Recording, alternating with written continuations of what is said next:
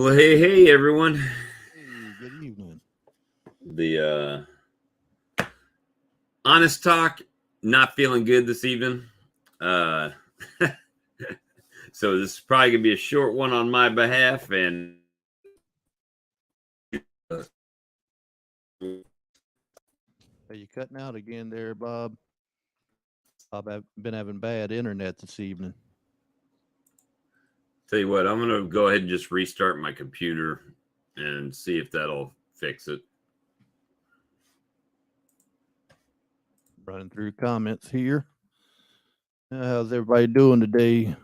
Hope y'all having a good one. It has been a long day for me.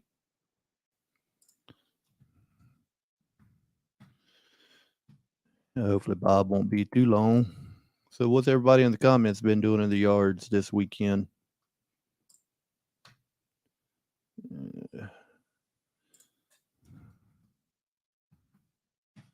Go ahead and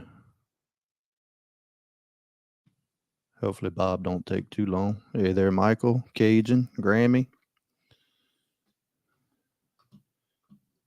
See, we got Jeff in here. Tritone, LaGrange, Three Boys Bees. You got Michael. Is that Apale or Apel? I'm not too good with names. Yeah, LaGrange, I was busy pretty much all day flying stuff with cranes, so I didn't catch my nap, so it made it feel long. Usually when you're busy, it makes your day pass on by pretty good, but not for me today.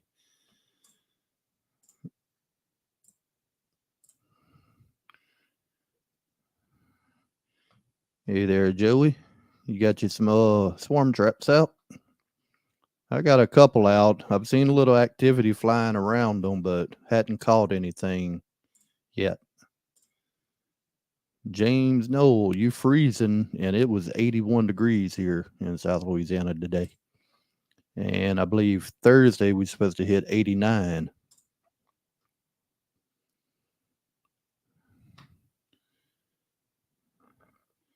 Grammy, you equalizing already, Miss Lisa?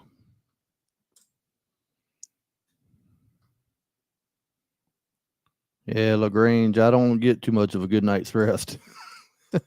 I stay too busy. Yeah, Grammy, or I'm always saying Grammy, Miss Lisa. We got our AC on down here too. Actually, Cage and my bees are doing pretty decent right now. I've actually been getting out there a little more checking them. I was just telling Bob a minute ago that little short that I posted Sunday of that colony. I was going to do a full YouTube video on it, but there's one thing you have to do that. I loaded everything up, went out to one of my out yards, got my GoPro out, clipped my little Rode mic on, had everything ready to go. When I hit record, my GoPro beeped at me. I looked, I forgot to put the memory card in it. So always keep the extra memory cards with you.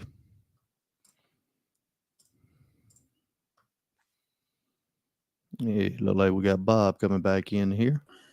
Trying to. Let's see. See what happens. I was just telling about my little mess up Sunday when I forgot to put a memory card back in my GoPro. Yeah, I've done that before. Or yeah, that's why I only done that little short on my phone. I wasn't going to sit there and try to hold the phone and record. Bob freezing again. He got a little bad Wi-Fi in there, possibly. You know what? You're back. I don't know. No, I'm not going to do this tonight. There's something going on with my computer. So if I cannot get this to go right. What's your Wi-Fi signal showing on the bottom? You got full signal or? Well, it doesn't really show like that because I've got it hardwired to my access point. Oh, you hardwired now. I thought you were still I'm wired. hardwired to my wireless access, so it looks on my computer like it's hardwired. But I never had any problems before until the hack incident, right? But then after the hack, I got the Norton and all that running, so I don't know if something's slowing it down or not. So I've got Norton and everything running here. Yeah, but Keith, I've had a couple losses over the winter. I had, I believe, one abscond, one slime out, and I've got 2 hives that was empty when I went out there. But it wasn't that they starved. I believe they just ended up absconding also because it was completely empty. It looked like it had been robbed out a little bit, but they didn't take all the honey. They left a little bit in there. You could tell it wasn't uncapped, wasn't torn up. Michael said it is the Norton. Do what? Michael says it is the Norton. It don't do it on mine, though. Not that I know of. I don't know. But then again, I didn't really go through and give like a bunch of accesses and stuff like that, right? I just put it on and let it do its thing. So I don't know. Like Michael got his swarm lure today. Yeah, and I forgot to put his he wanted a label for his, he got one of the OG bottles, right? So he wanted a label and I didn't I still got the one I was telling I was going to send him right here. Robert, well, when he comes back.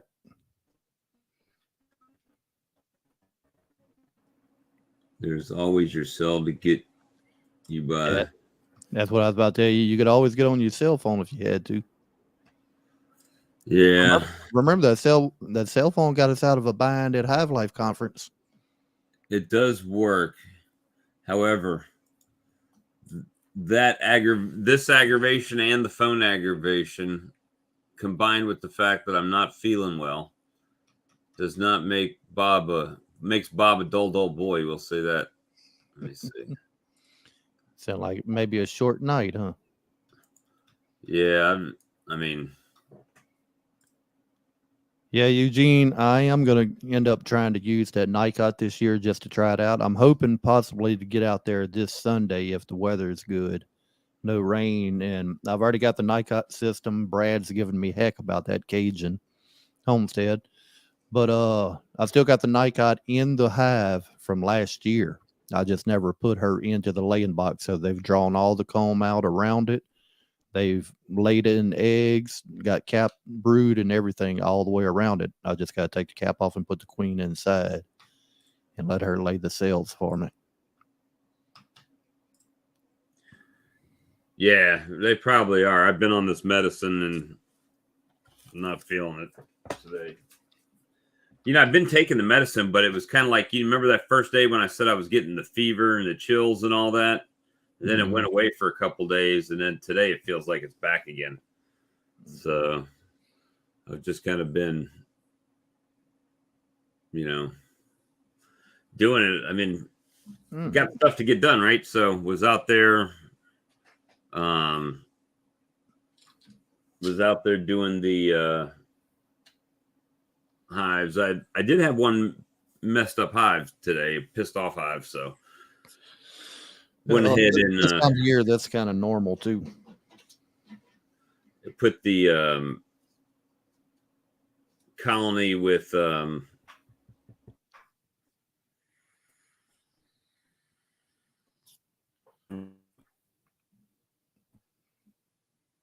lose you again.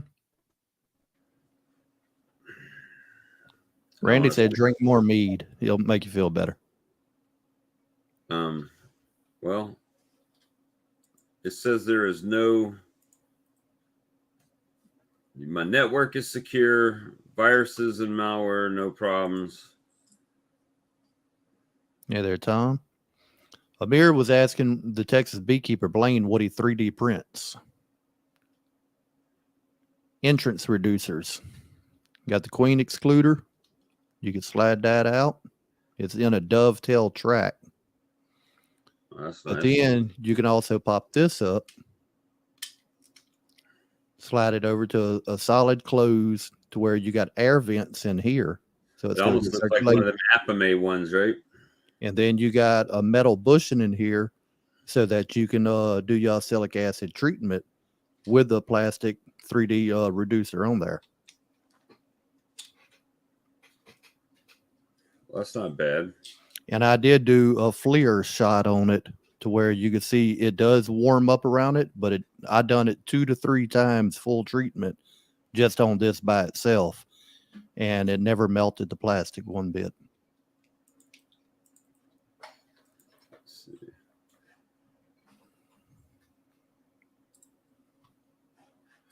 Let me see if I can.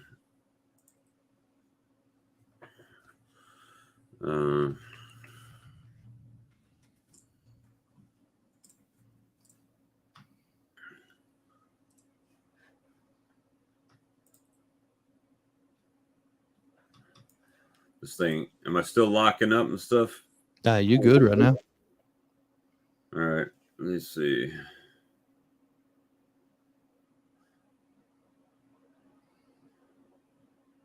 Okay. Plain saying the doors are meant to be one or the other. He just slid both of them on there for shipping.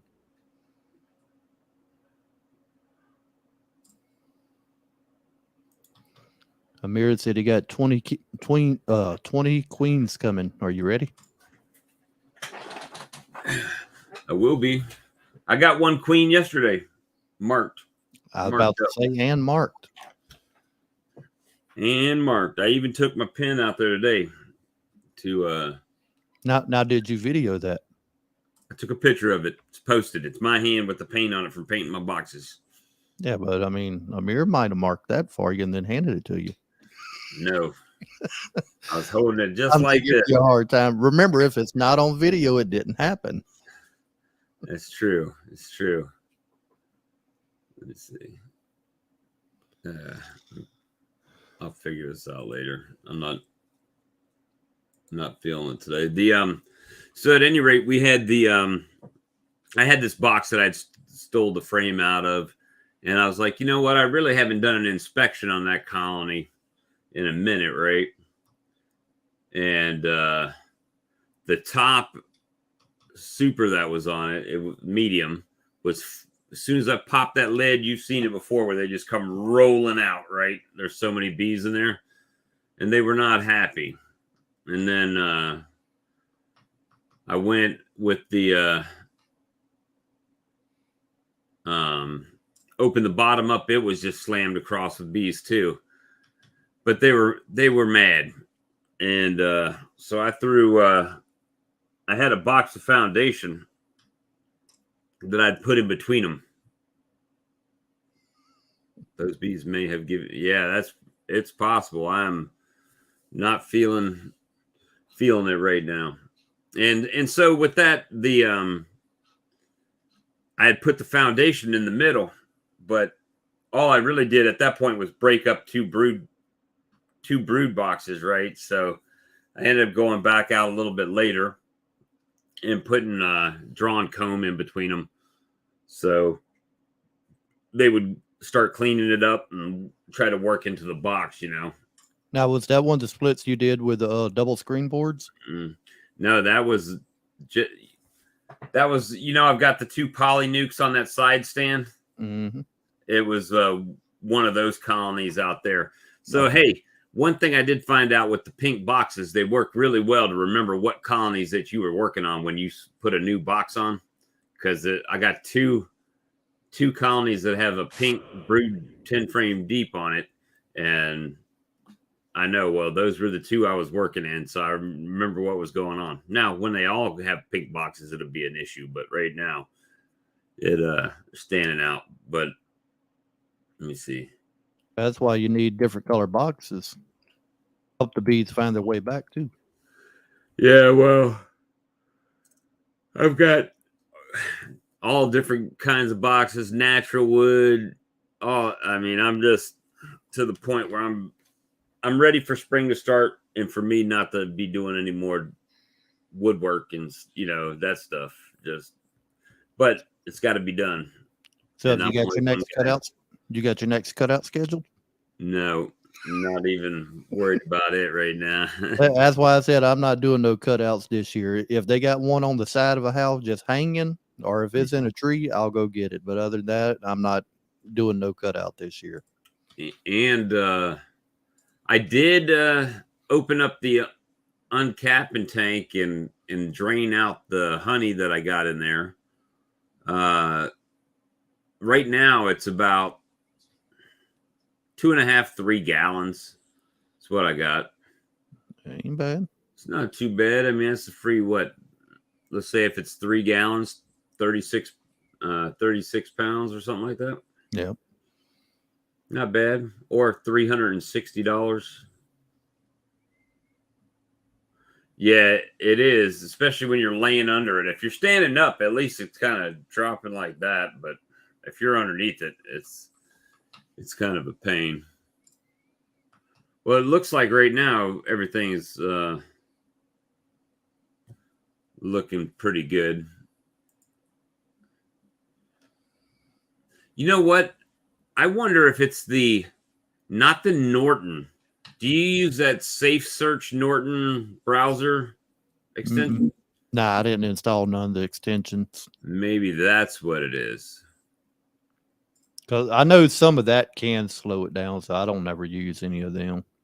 Because every time I go to like open up a new tab, it goes to that tab.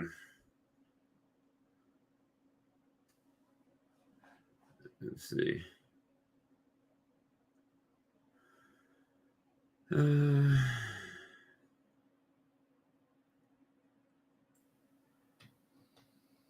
Yeah, there's Sean. How you doing this evening? See, we got Tim come in. Ed, Silver Gorilla. We got Sebastian.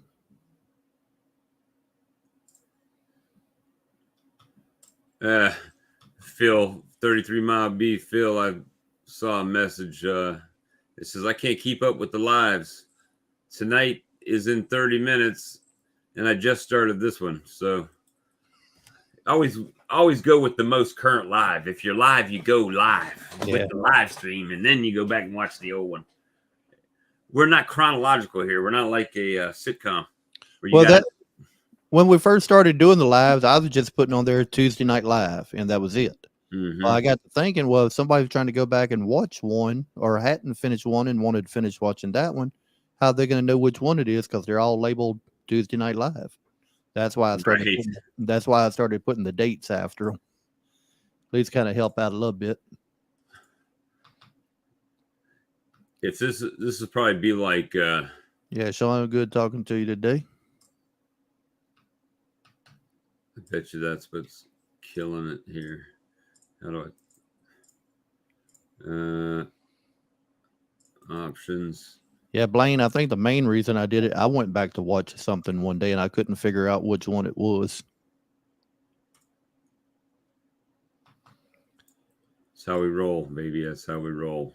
Amir, as far as grafting, I'm going to try it this year. I'm not sure when I'm going to do it yet. I'm hoping if weather permits this coming Sunday, I'm going to put the queen in that Nikot system that's been sitting out there for a year and see if I can get her to lay that, see if I can get some takes on the sales, and then I'll start my own hand at grafting. But I want to try to give myself the best chance to get queens to start with instead of relying on my non-grafting skills.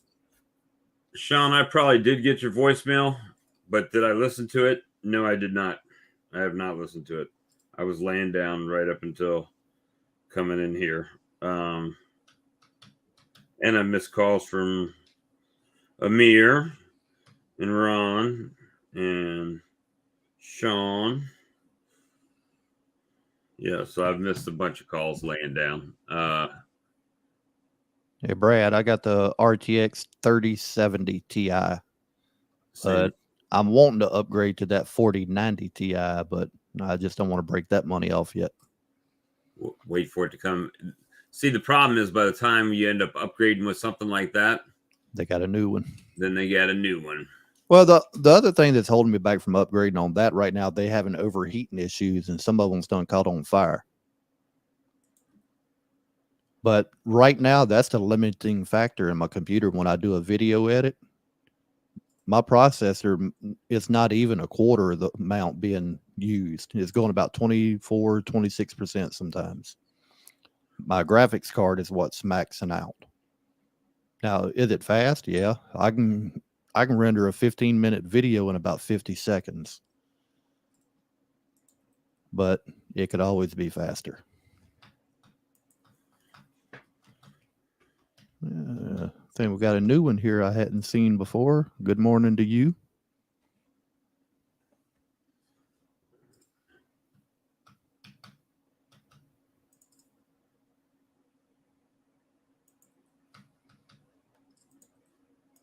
All right, let me see.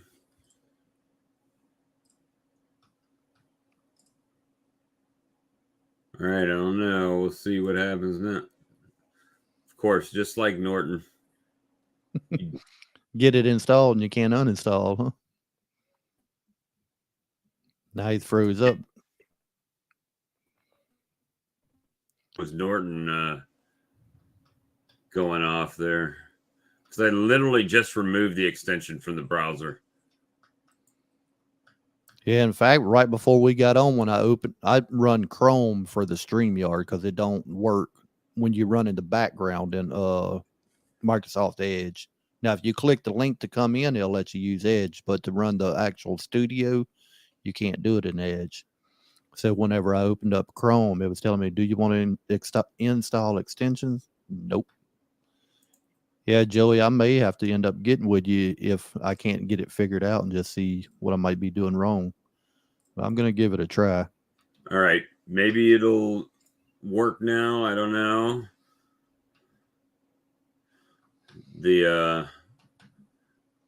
I don't have the browser extension on anymore, right? So it goes to Google instead of through the big loop. Yeah, Tom, hope your wife's feeling better. Bob thought it was working for him. Yeah, Cajun. Now Ricky just called me here a while back. He had a little incident with his other laptop, and I believe some coffee or something got spilt in it. And I referred him to a laptop that I used to have. Now there's only 2 laptops that I'll buy, and that's either a Toshiba or a some people call it Sager, some call it Sager. But anyway, I think that's the one he went with, and it's got a 3070 Ti in the laptop. I don't know how to kick me out, my other me. It just went out then. All right. Bob, Sean's saying, it says, Lee, ask him if he still wants honey, maple syrup, and a label. Sure. Nothing's changed, man. I'm just not feeling good today. Free stuff's always good, huh? Yeah, we like free stuff. And the thought behind it, that counts too. Yes, sir. Yeah, I've got some of his honey. I got his maple syrup in the refrigerator in there. And I got a label in a bag over here. So whenever I build my shadow box to put it all in. Well, you froze for a second, but it didn't last long that time. So well, better. I don't know what's going on here. That's the problem. It's off of my browser. And I don't know. We'll see. Maybe it works. Maybe it don't work.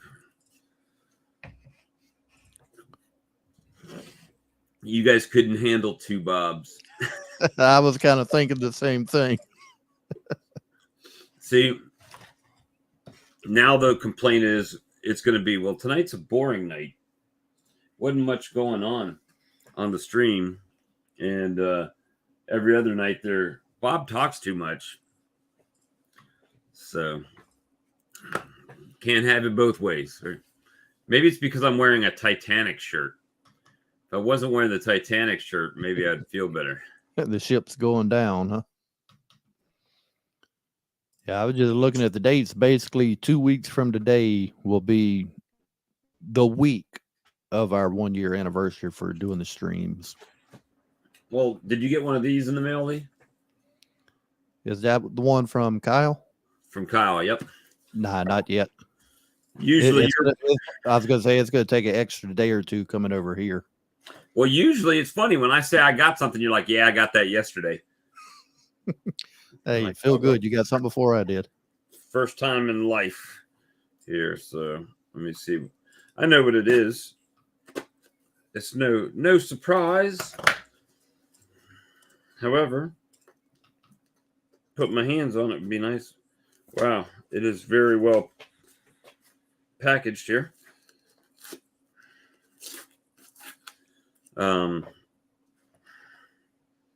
So yeah, I did a bunch of stuff though. I mean, I did a bunch of shaking bees down into bottom boxes, putting queen excluders on, right?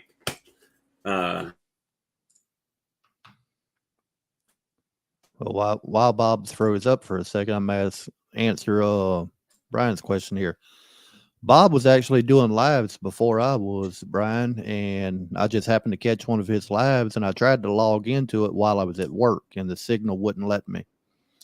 And I tried it 2 or 3 different days, and finally I had a day off, and I got home, got on the computer, and I was able to get on one of his lives, and we done a little live, just kept talking after the show in the background, and we decided, heck, let's do this again next week. So we did. Well, it wasn't really the next week. It was probably the next day or 2. Yeah, we were going pretty crazy back then. And then we just started doing them like 4 or 5 days a week for a while there.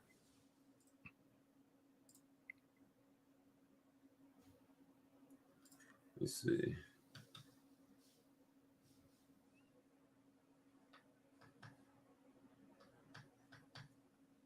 Lee, if when you're shaking your bees, you spray them with sugar water, they shake better.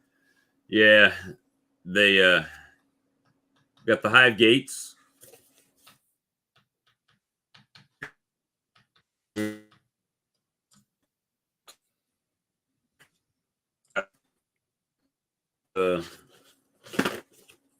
Internet.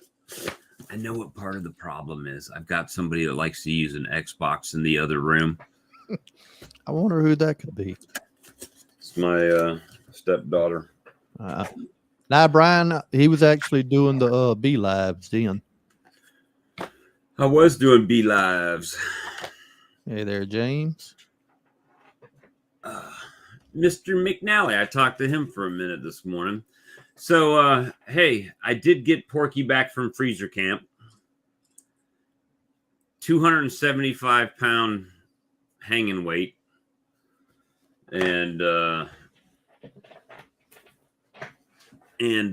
it cost me $455 for processing. So ends up being $1.63 a pound if you don't take the cost of the pig and the cost of all the feed. So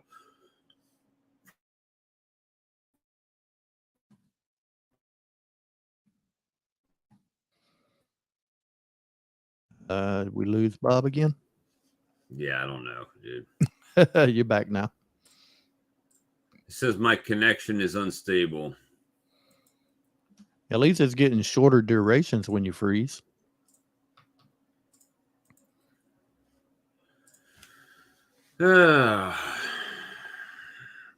This stupid mic, man.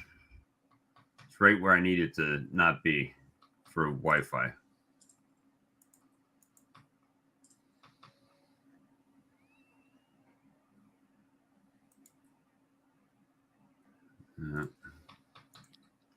I'm trying to get it fixed for everybody, but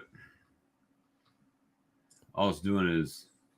Well, DC, if you look at that question, I'd say it's worded a little differently, but for the egg to actually hatch only takes about 2 days, 3 days. Now, if you talk about from the time it's laid to the egg hatches to its caps, pupates, and comes out, about 21 days. I just had to mess with him on that. The egg hatch is quick. Let's see. Dang, Larimore. I took one to the market today, 725 pounds. Yeah. Well, that's beef, though, right? That's not a pig, is it? He's saying pork. He says it's cheaper to buy pork than to raise it. Now, if you're doing all the butchering yourself, yeah, it's probably cheaper. But if you're having somebody do it, it's going to cost you. Yeah, Daisy, he already tried that a minute ago. Try what? Reboot. Yeah, I did that already. Well, I didn't reboot after I did the Oh, uninstall. Yeah, but the only thing I uninstalled was the what you call it there, the browser extension. But I mean, it could. You said you were plugged in hardwired, correct? Well, we don't know. You froze again.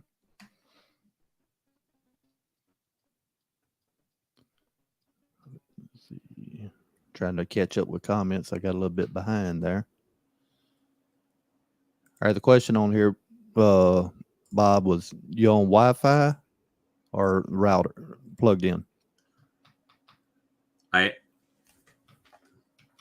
Okay, look, it's a Wi-Fi, but I am hardwired into the Wi-Fi. Does that make sense?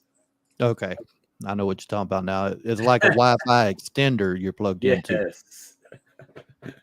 Yes. So, am I on Wi-Fi? Yes. Am I hardwired? Also, yes. So, Well, technically, I could say both because I'm hardwired. Let's see here. And well, I don't know if you can see it down here. It's short, but there's an antenna right there also, but it's hardwired. But my router's about 4 foot away and it's hardwired with Cat 6. Yeah, Cajun said that Xbox got you.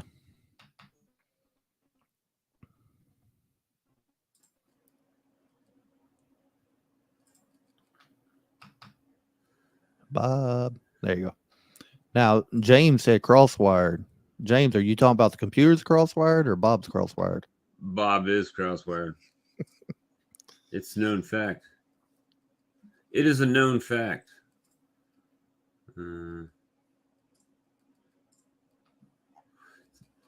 I'll tell you what the biggest problem is. I updated to Windows 11 instead of just keeping on Windows 10 where I knew where everything was set at. Well, the other thing you can do if you know how and everything is go into your router and give priorities. That way you can send priority of bandwidth to yourself. You want to hear people yell? I'll just kick everybody off of the net but me. We're going to see pans flying through the door in a minute. Oh my gosh. I just realized we 37 minutes in. You want to drop that link now or you want to wait a minute? No telling what's going to happen here at any minute.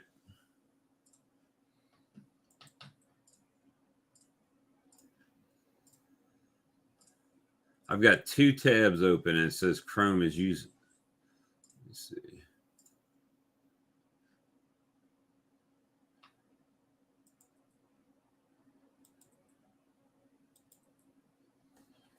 What in the hell?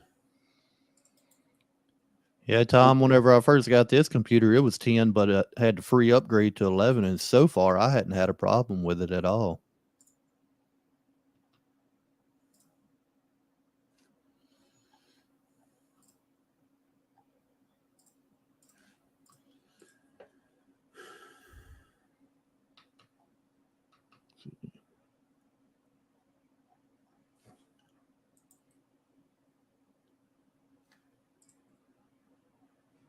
Blaine said his is line of sight antenna to the tower.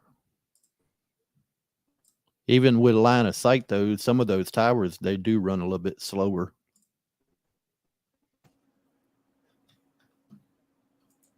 Let's see if I can pull something up here, see if it'll work while I'm doing a live. I don't know.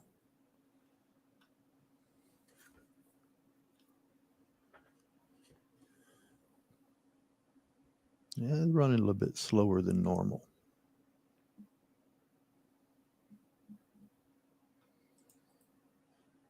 You there, Morgan?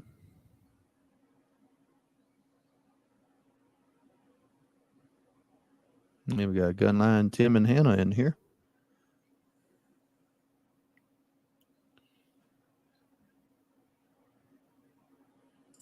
I'm going to share this here, but it's running slower tonight for some reason than normal. Normally, I'm running about 500 meg down, 700 meg up. Right now, I'm running 300 meg down and 500 meg up. I don't know. It's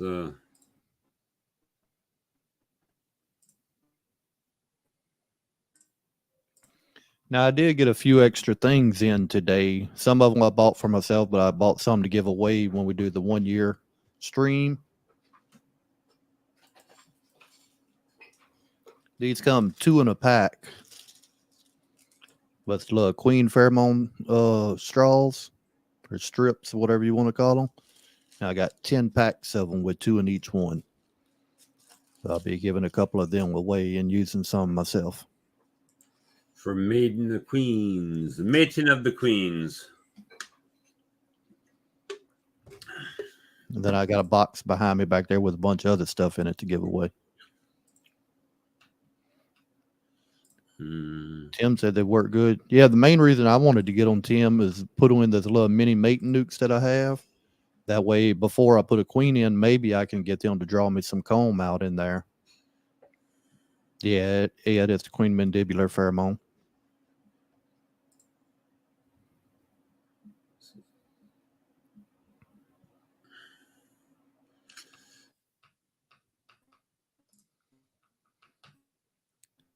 Morgan, are those waxed? Or, well, even if they are you going to roll more wax on them too, or just try to use them as is?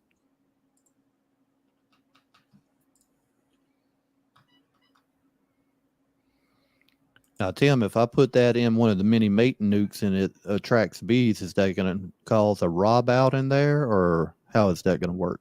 I'm not sure. I'm still learning on that.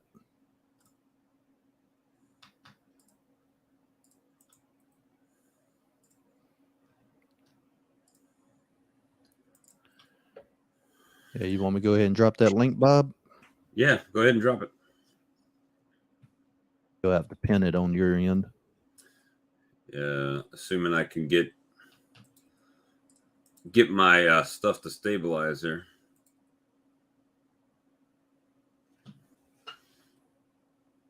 Here we go. my niece is in here talking about my great niece. Oh, Brandy. So I still need that honey straw machine.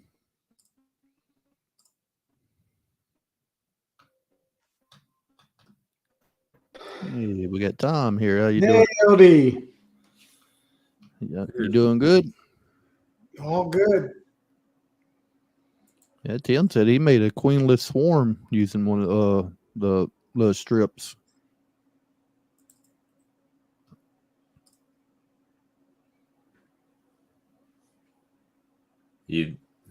Everything now says connection is fairly good. Now, Larimore, I mean, to me, I would just roll over what's there. Now, if it still has wax on it where you had rolled last year and you just hadn't used it, sometimes people will take a hair dryer and just warm that wax up and then put it back into the hive, and they'll start drawing off of that and working it. It just refreshes that smell with it warmed up. Hello. How you doing? Howdy. Alex, I see a grid on your face.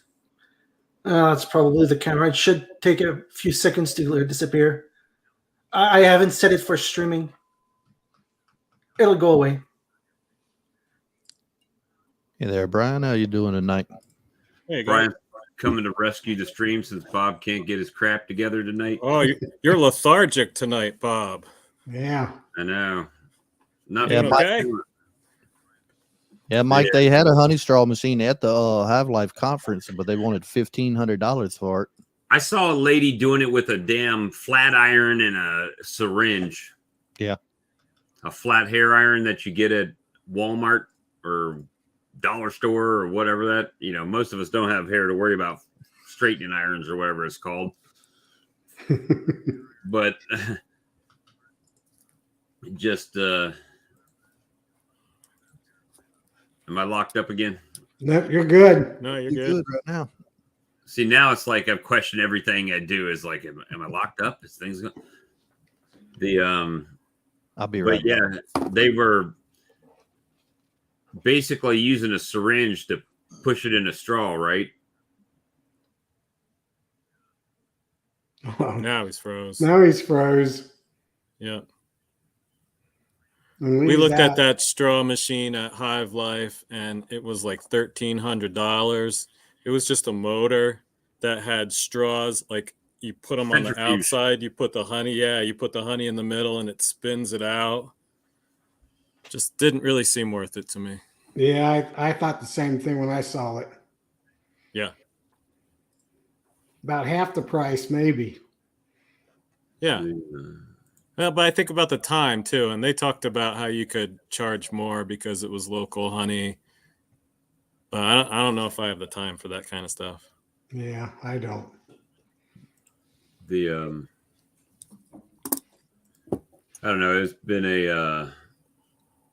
a busy few days, and then like with painting the boxes and doing stuff like that. Now it's like I'm starting to find the boxes that are in bad shape out actually still in my apiary that are have bees in it, and I'm wanting to swap. Nice froze again. Bob needs to update his Wi-Fi module. I'm back. Hey, I'm gonna restart my computer, bro, again. Maybe when I took that extension off, maybe restarting it'll. How many cores you running, Bob? Oh, I got a kick-ass computer. I got the i9 5950X, or not i9, but Phenom. It's 30. Yeah, that's probably 8 cores. You should be Maybe fine removing now the with Windows router 11. will help too. I've got somewhere 16 core processor. Yeah, okay. So 64 gigs of RAM. So it's not a RAM issue. No. It's not a speed issue. It's not a hard drive issue. It's Keith said restart your router too. yeah, that'll take a second. All right. That's a good Yeah, I'll idea. do it. I'm gonna do it all. So give me a second. I'll be back, guys. Go for it, All right. Bob. Thanks for the warning. I see Southeastern asked me what type of bees do I have. Southeastern, I got most of my bees from swarms here in the Denver area. And then every year I raise bees off of my best bees. So I call them Rocky Mountain Mutts. I don't really know, to be honest. I am buying a whole bunch of Carniolan queens this year. I've gotten 30.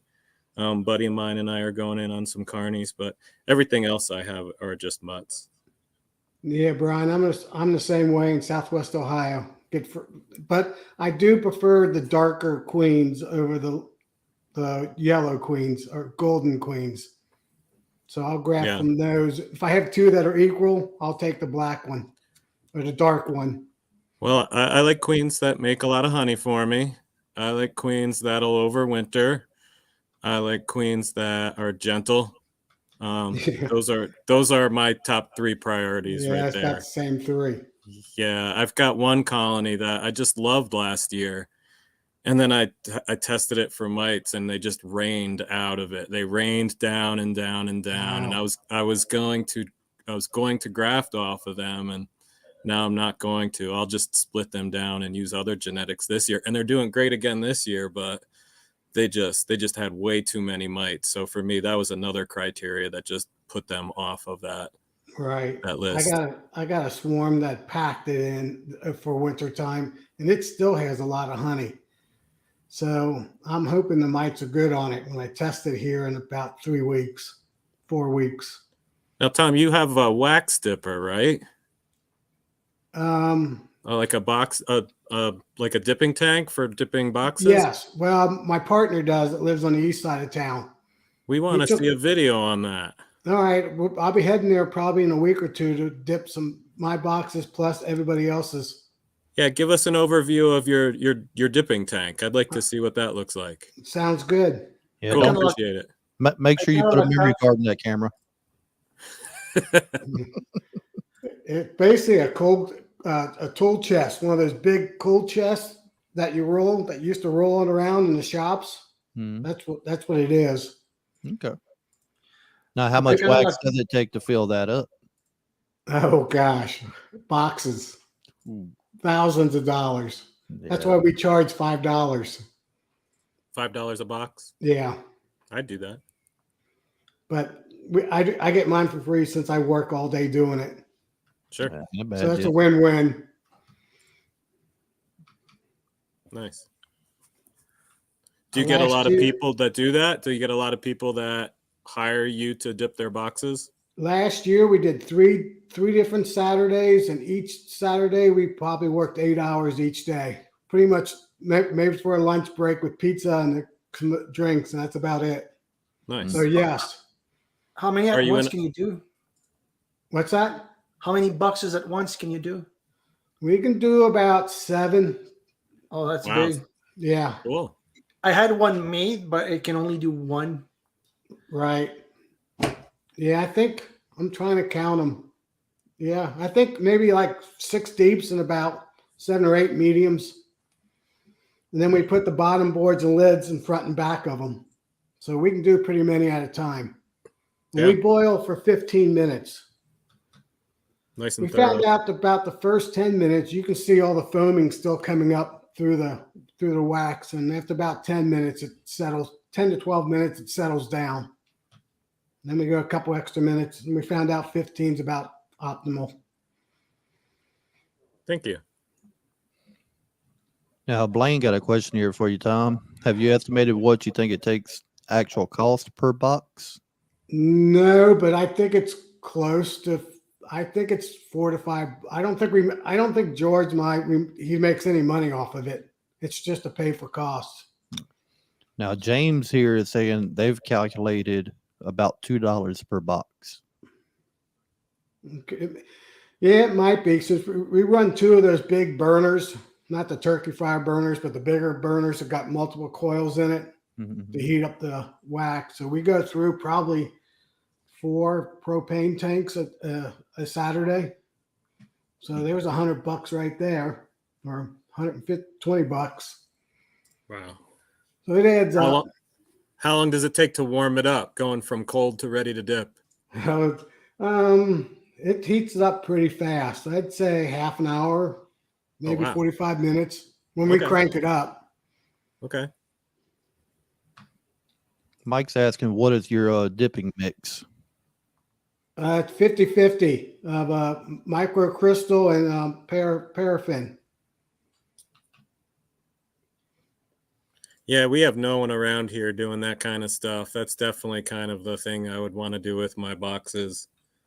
I don't mind painting, but it's a lot of work. And we're pretty dry out here, so we don't have to deal with the moisture that you guys have to deal with. But Yeah. I like the look. I think it looks really nice. I think the longevity is solid too. So if I had the opportunity, Tom, you'd have my $5. That's for sure. Now bring it to Cincinnati. Yeah. We got Nobody all does the the- humidity down here. Now, I got a couple bottom boards that I didn't prime in my Hey, first Charlie. year.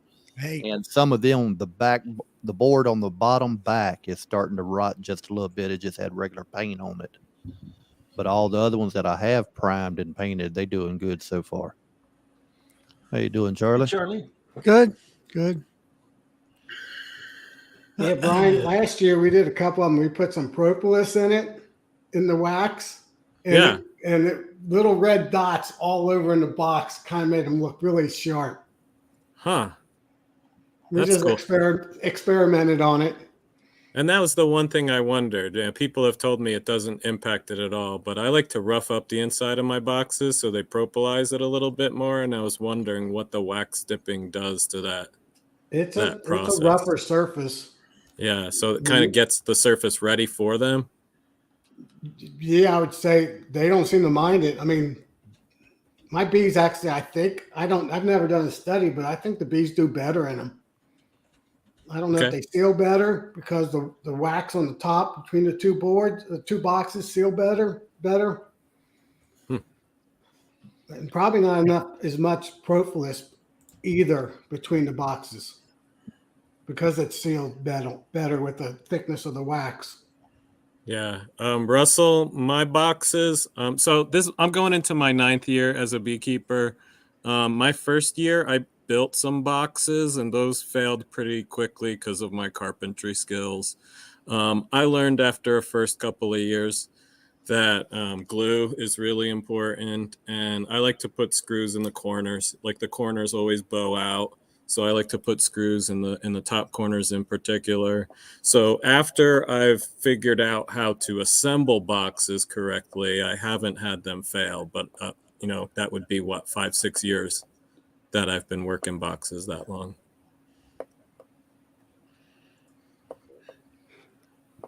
So Ridge? I haven't cut in and out since I've been back, right? Not yet. Nope, you're fine. So we'll see what happens. But see, this is what I'm talking about. This is why I talk so much. Oh, you're great at it, Bob. You're like a baseball announcer that fills in 9 innings, right? Up, Bob. I'm not used to speaking in public, so sorry. I'm same way. I've always learned more by listening, I guess. Well, So Charlie, let's talk about some single brood chamber management this evening. And what you're going to do is you're going to make sure the bees are down in the bottom box. And then you're going to put the queen excluder on. And that way that queen cannot lay more brood than can be allowed in the bottom chamber. And that forces them to move all of the honey and nectar up to the top box and allows them to start giving you more honey. All right, now critique him, Charlie. You're learning right? your lesson, Bob. You're learning. He says it out in the bee yard every day. It's his mantra. Well, I've been looking for, since I live in an apartment, I've been looking for an enclosed trailer to transform into a bee house. And I think I may have found something. There's a 21-foot trailer I saw an ad for, and it's fairly cheap. I found a way to move it to where I live, and a temporary place to store it, because as you saw, Bob, there is a bit of snow where I would park the trailer. Right. Just a little bit. But with that thing, I can go easily to 50 hives. With that, I can make enough money to eventually buy or rent facilities to go above 50. So you have not been. I got to come up with a different voice for like all the topics. So obviously you haven't seen our topic on Beekenomics and how to take small amounts of money from bees and turn that into larger wealth with your bees. No, I'm just kidding. You're gonna make me design some more animations to go on the screen.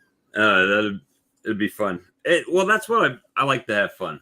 I if you guys can't tell, I actually took some medicine at the beginning. It must be starting to kick in. Pop in here. Yeah, kick in a little bit. So There you go. I got about 30 minutes, and I got to take mine.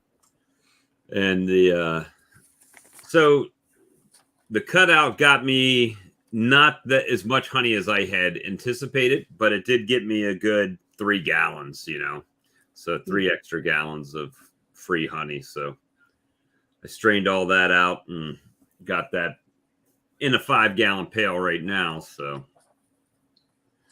but yeah, as far as like I don't know. I try not to mix my bee money in with my job money, right? I try to keep those separate. It's hard sometimes, but especially when you're like, ooh, honey bottling machine that I don't need, but it's only $1,450. Let's get that one. Well, that makes it get it before it goes to $2,450. Yeah, and then you can actually find one of those cheaper online. It might not be the exact same brand, but they do have them out there a little bit cheaper than that one. But all my like honey money that people come up and pay me, I just stash it. I mean, and then when I have to go and buy a queen or go down and get cells or something, that's the money that I'm tipping, like the nukes that I've got coming in, right? for resale, that's the money that I use.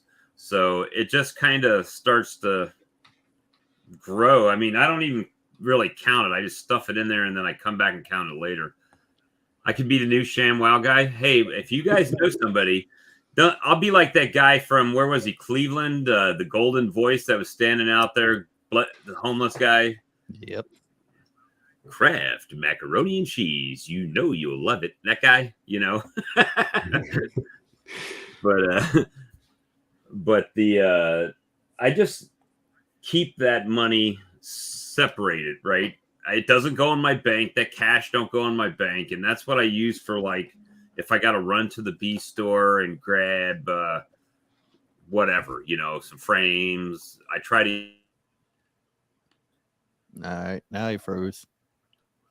Oh no. Hey, So as Bob is talking about Beakonomics and keeping his money separate, I'm not sure if he wants to hear this, but the best way to do it is to incorporate, Bob. Create a business entity, create a checking account or a bank account that's separate from your personal account. I think you've got intentions where that's the direction you're going, and you should really consider that at some point. You know, you can put all your dollars in a coffee can, but when you buy something online, how do those dollars pay for that credit card bill? How are you doing that? Oh, those don't. That's why I don't use. I typically don't use. Well, okay. So there is a fine line there. My honey money stays out, but like website sales and stuff like that, that does go to the bank, and that's when I order something off of line. I got that. I just feel like, you know, you're such an entrepreneurial guy. Business is in your present, it's in your future, and it's probably in your best interest to think about how to incorporate and make that work for you. And maybe not, maybe that's not where you're going, but, you know, as you're thinking about how you separate your money, and Alex, maybe this is where you're thinking about for your future. If you're going up to 50 hives, you know, do you plan to create a business entity, or are you going to just do a little side hustle on the side? Yeah, there you go. So you could probably speak to some of the benefits that creating a business entity can provide to you. Right. So yeah, exactly. Right. Now my backyard hose, that's a cost. That's a write-off. Right. So that reduces my income. Whereas in the past, you know, that greenhouse that I put in my backyard, that came out of this pocket. Now it comes out of this pocket. Right. And it makes a difference when I pay my taxes. The government here gives grants for beekeepers. When I bought some boxes recently, the lady over there told me that the Quebec's government was offering grants. So I looked. I took the paper, and I have to look it up closer, see if I can get some money. Get basically a discount out of this, because the trailer is cheap for its size. It's really cheap, but it's still a lot of money. And then I gotta buy the boxes, the frames. I'm gonna make the covers and bottom boards. Those are easy to make and cheaper using plywood. I just wax them and I'm done. But I don't want to make boxes from scratch. That's too much work, and I don't have the gear. Well, yeah, that's the same thing. I mean, knock on wood, I've been blessed with a sister that does accounting, and she's my tax person. That's wonderful. Nice. And I've been running as a sole proprietorship, so that kind of does get blended in together at this point. But I'm trying to stay kind of still small and kind of under the radar, right? So the less is more principle with taxes. Smaller, so I got a low threshold tax. No, I understand. You know, Bob, you got me thinking about chapters in the book, and this is definitely one of them, right? When do you decide to incorporate? When is it in your best interest, and when is it in your best interest to fly under the radar? Plant that seed with you. Brian, I got my LCC. I had an LCC for business I had in the past, and I just renamed it with the state of Ohio. So. Yeah, it makes a big difference for taxes and all that stuff. You know, the more you have to, like with the website and everything, I had to get a retail sales license, right? Because of taxation. Now, I collect no taxes. All of the taxes I get paid through Amazon get remitted by Amazon. All of the sales taxes that get through Beware's website remits those taxes just like Amazon does. So I don't collect any sales tax here. It's done automatically for you. Yeah, it's done automatically for me. Cool. So I don't have any of that sales tax, but I do have to go in every month and file a 0 return with the state saying I collected 0 tax because it's being sent in by another entity. So, so it's kind of mild annoyance. Yeah, it is, but it's one of those things that as you get bigger, then things change, but I'm not to that point yet. I didn't, when I did the quick math on Cayman Reynolds 250 nukes at $195 a piece, that's $50,000. That's the math on 50 grand. So I don't know what the costs are as far as, the $20 a piece boxes or whatever he's Cool. at. But, there's good money in doing nuke sales, but it's a lot of work. Nothing's free. You're going to put in the work and effort and sweat equity, like we like to call it, right, Brian? You're putting in the work, and then hopefully the money is the payoff on it as far as the return.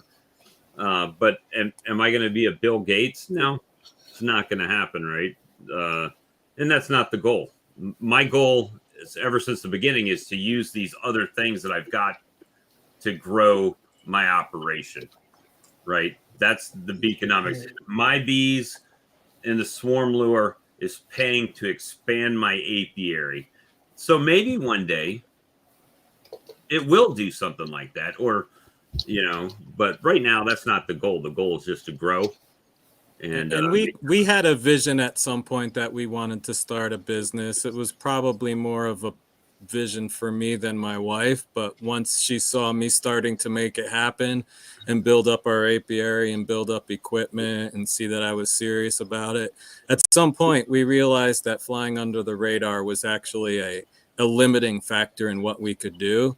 And then we had to break through, and making that leap to break through was risky for us, but it was definitely what we needed to do to accomplish our goals and to really get the business running and where we wanted it to be.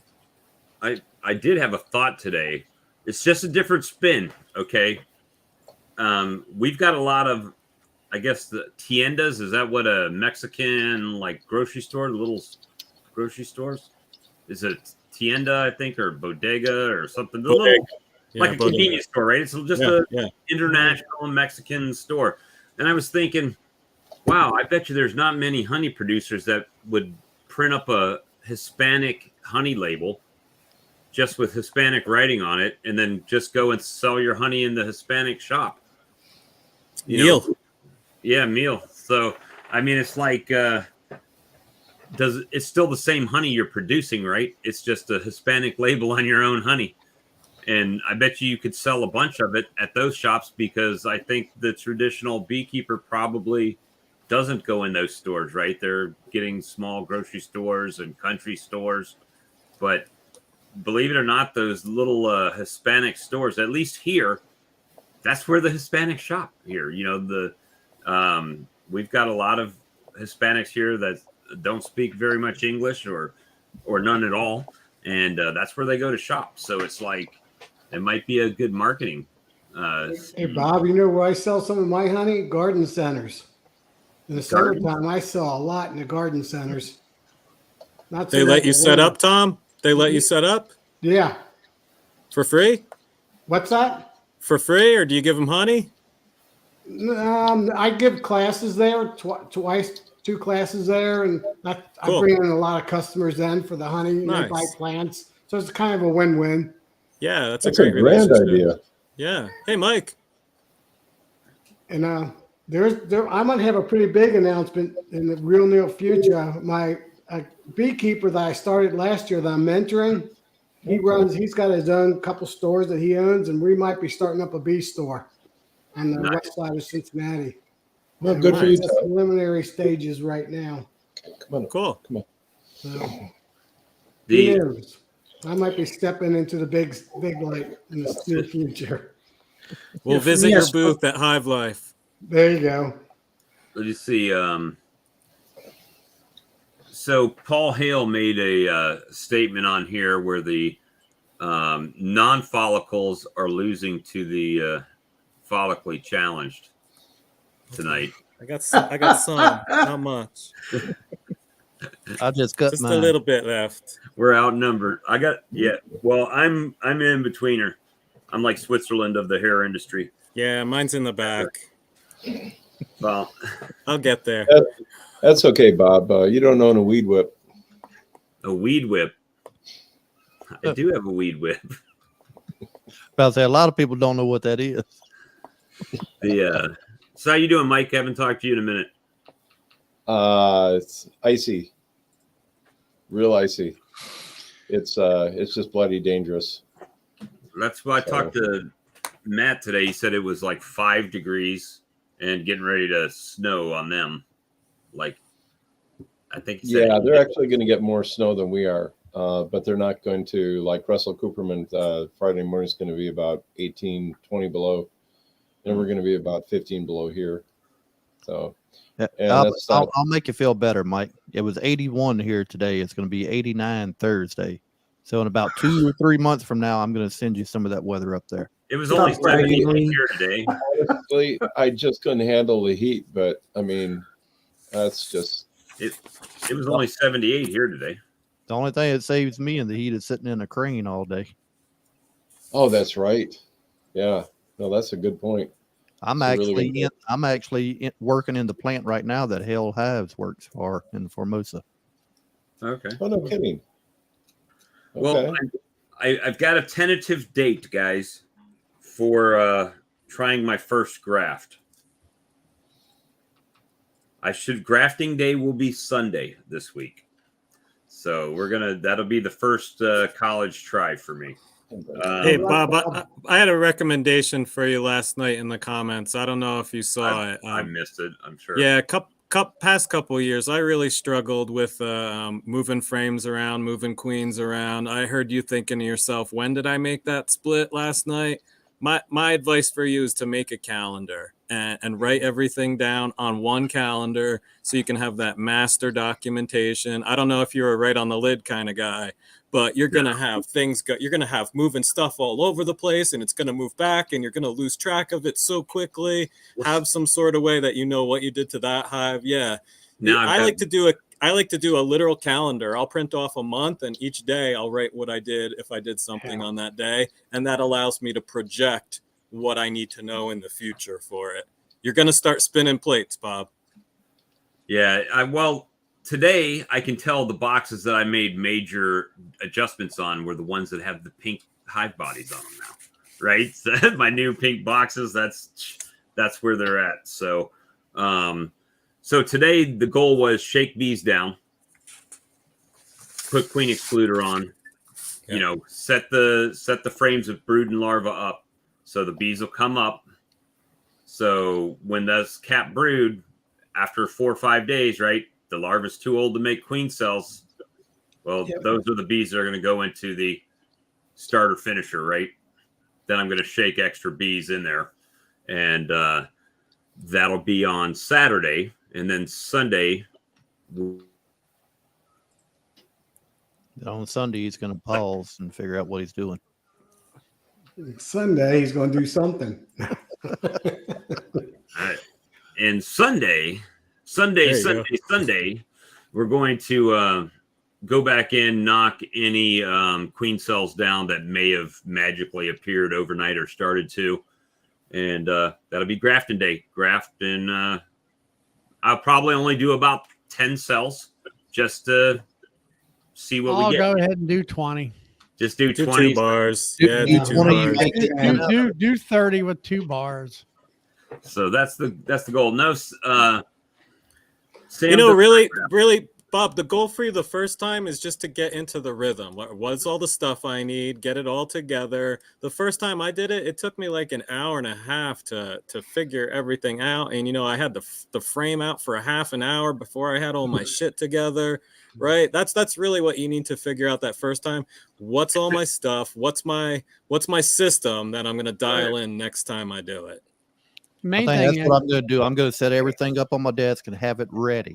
Hey, Right. Bob, Everything make I sure need to you, go out there and grab a frame, bring it in, and have the actual heat on in this room to keep it warm, and then put a wet rag over it. I honestly don't know what's going on with this thing tonight, hey, guys. Bob, make sure you use all plastic foundations, because if you're not used to ones that make out their own frames, comb, they can hide those queen cells right on the end sides and bottoms, and you can miss them really easy. I Having recommend the plastic foundation helps on that aspect. So we're gonna try. Just if anything, get the rhythm, like you're saying, get the rhythm, and you you just know, get you got come your back. easel and all that stuff. I don't have an easel. Nope. Okay. It's supposed Yeah. to be 78 degrees, so my easel will probably be the top of a hive body out there. Well, the thing of it is you don't want to really be in direct sunlight where it's bright. In order to see better, you're either inside your pickup truck out of the sun where it's kind of dim. I bought the headlamp with the LEDs on it. It's coming. They're okay. Get yourself a $1 LED light from Walmart. Flashlight. Yeah, a little flashlight. And use that to light up you can move it and get that thing to glisten in there, and you got your Chinese crafting tool. So here, and James has been, and he's not popped in yet, but James has been McNally has been a ton of help. So he said, well, hey, when are your queen cells? Because I was talking about going to get them from Cutic, right? First week of March.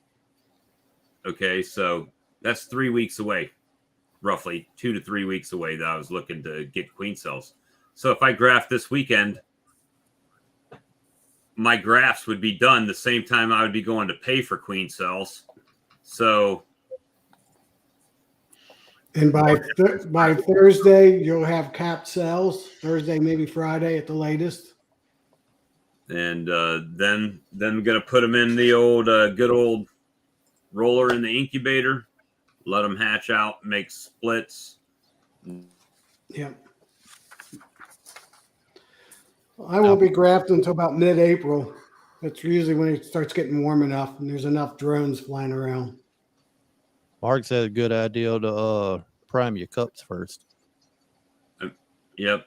Amir says the Apiary app for Hive Notes. They have one.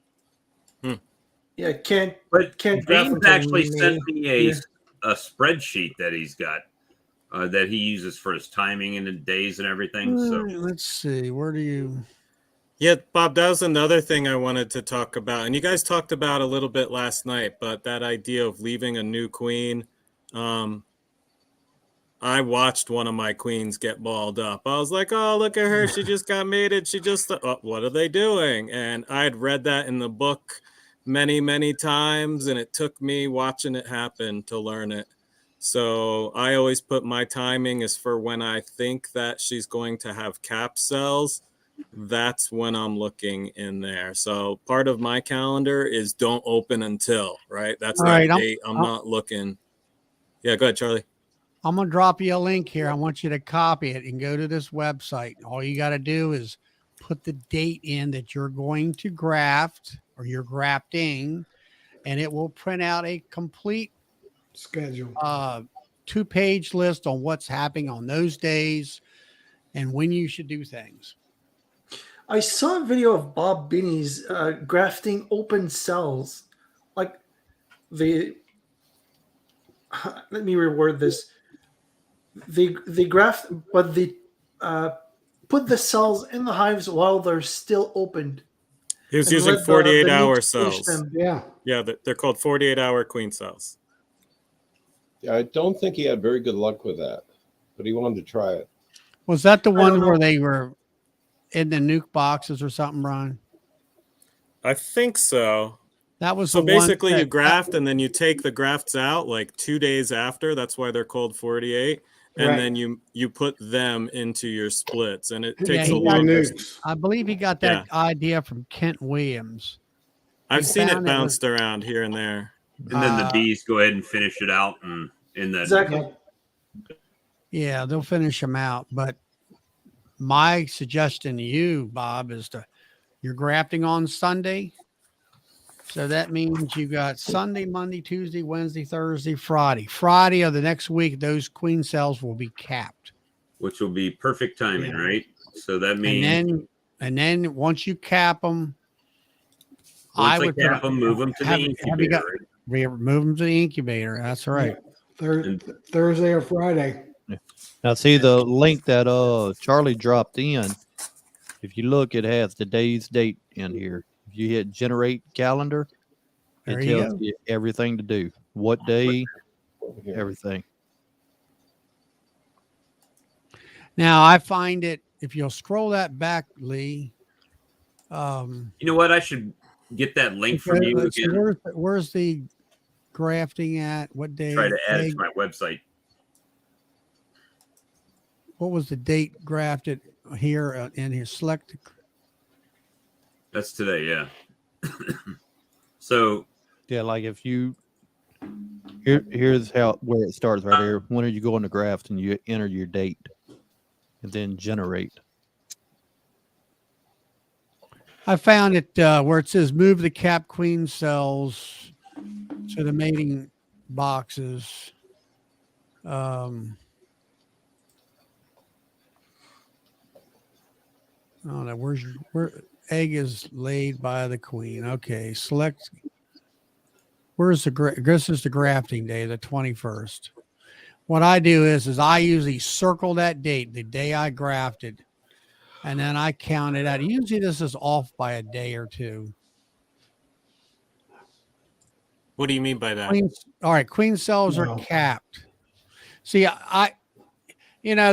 most of your queen rearers will say, well, on day 9, they're capped.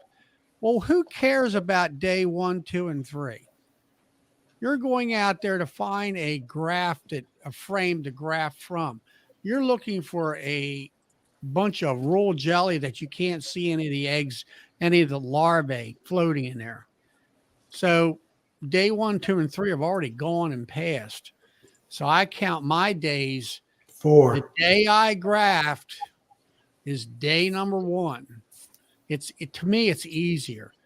Day number 6 Right. is the day it's capped. I'm pulling that frame out of that cell builder. I'm putting the cells into the incubator. And then about 7 days later, those cells should hatch.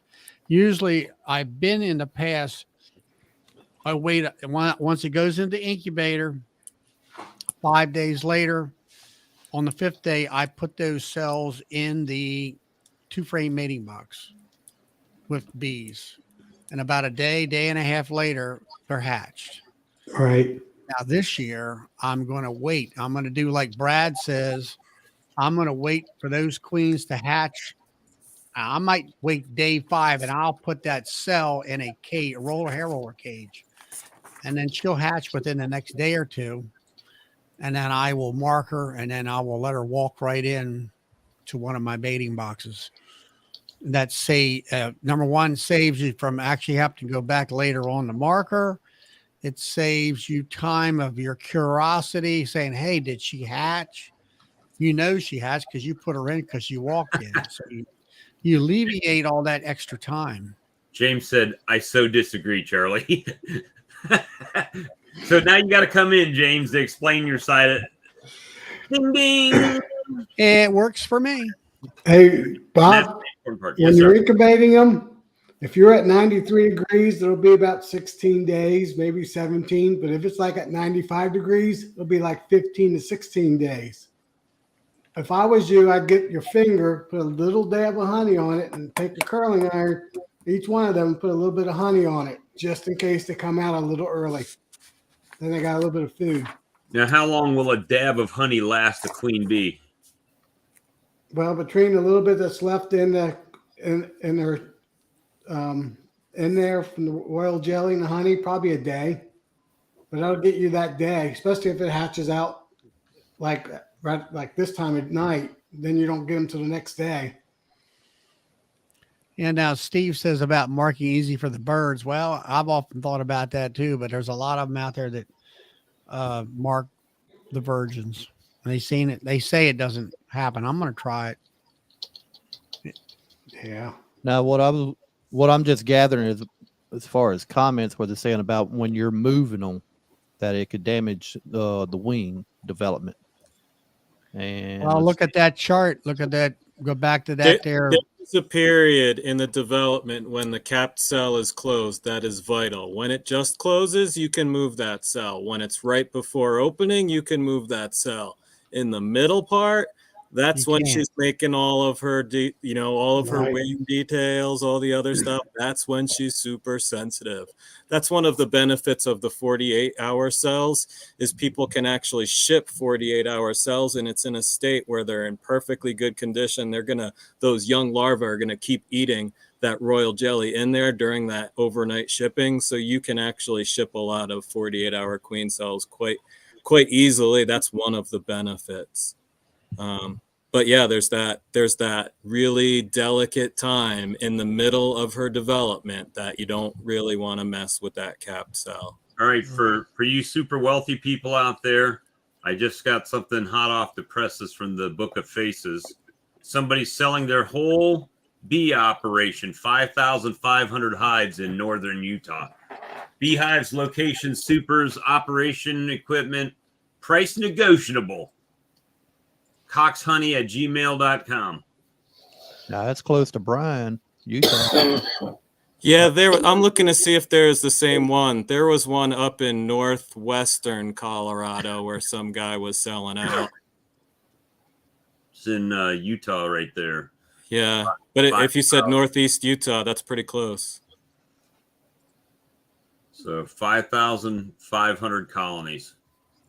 It says hives, not colonies. So maybe I'm sure there's colonies and hives together, but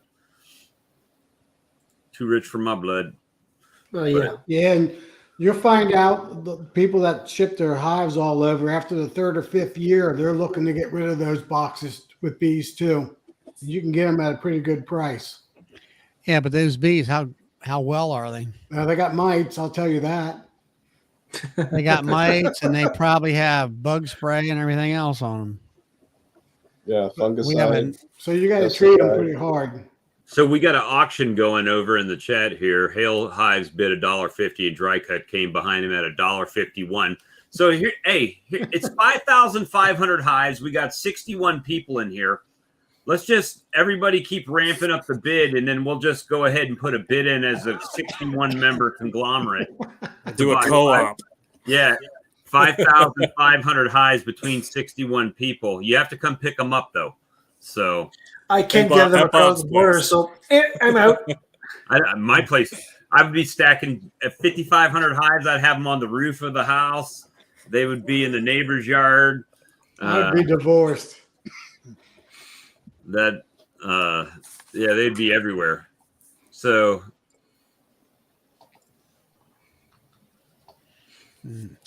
Tom, we were talking about your lighting. Is a ring light that you got on your studio? Yeah, that's what I have now.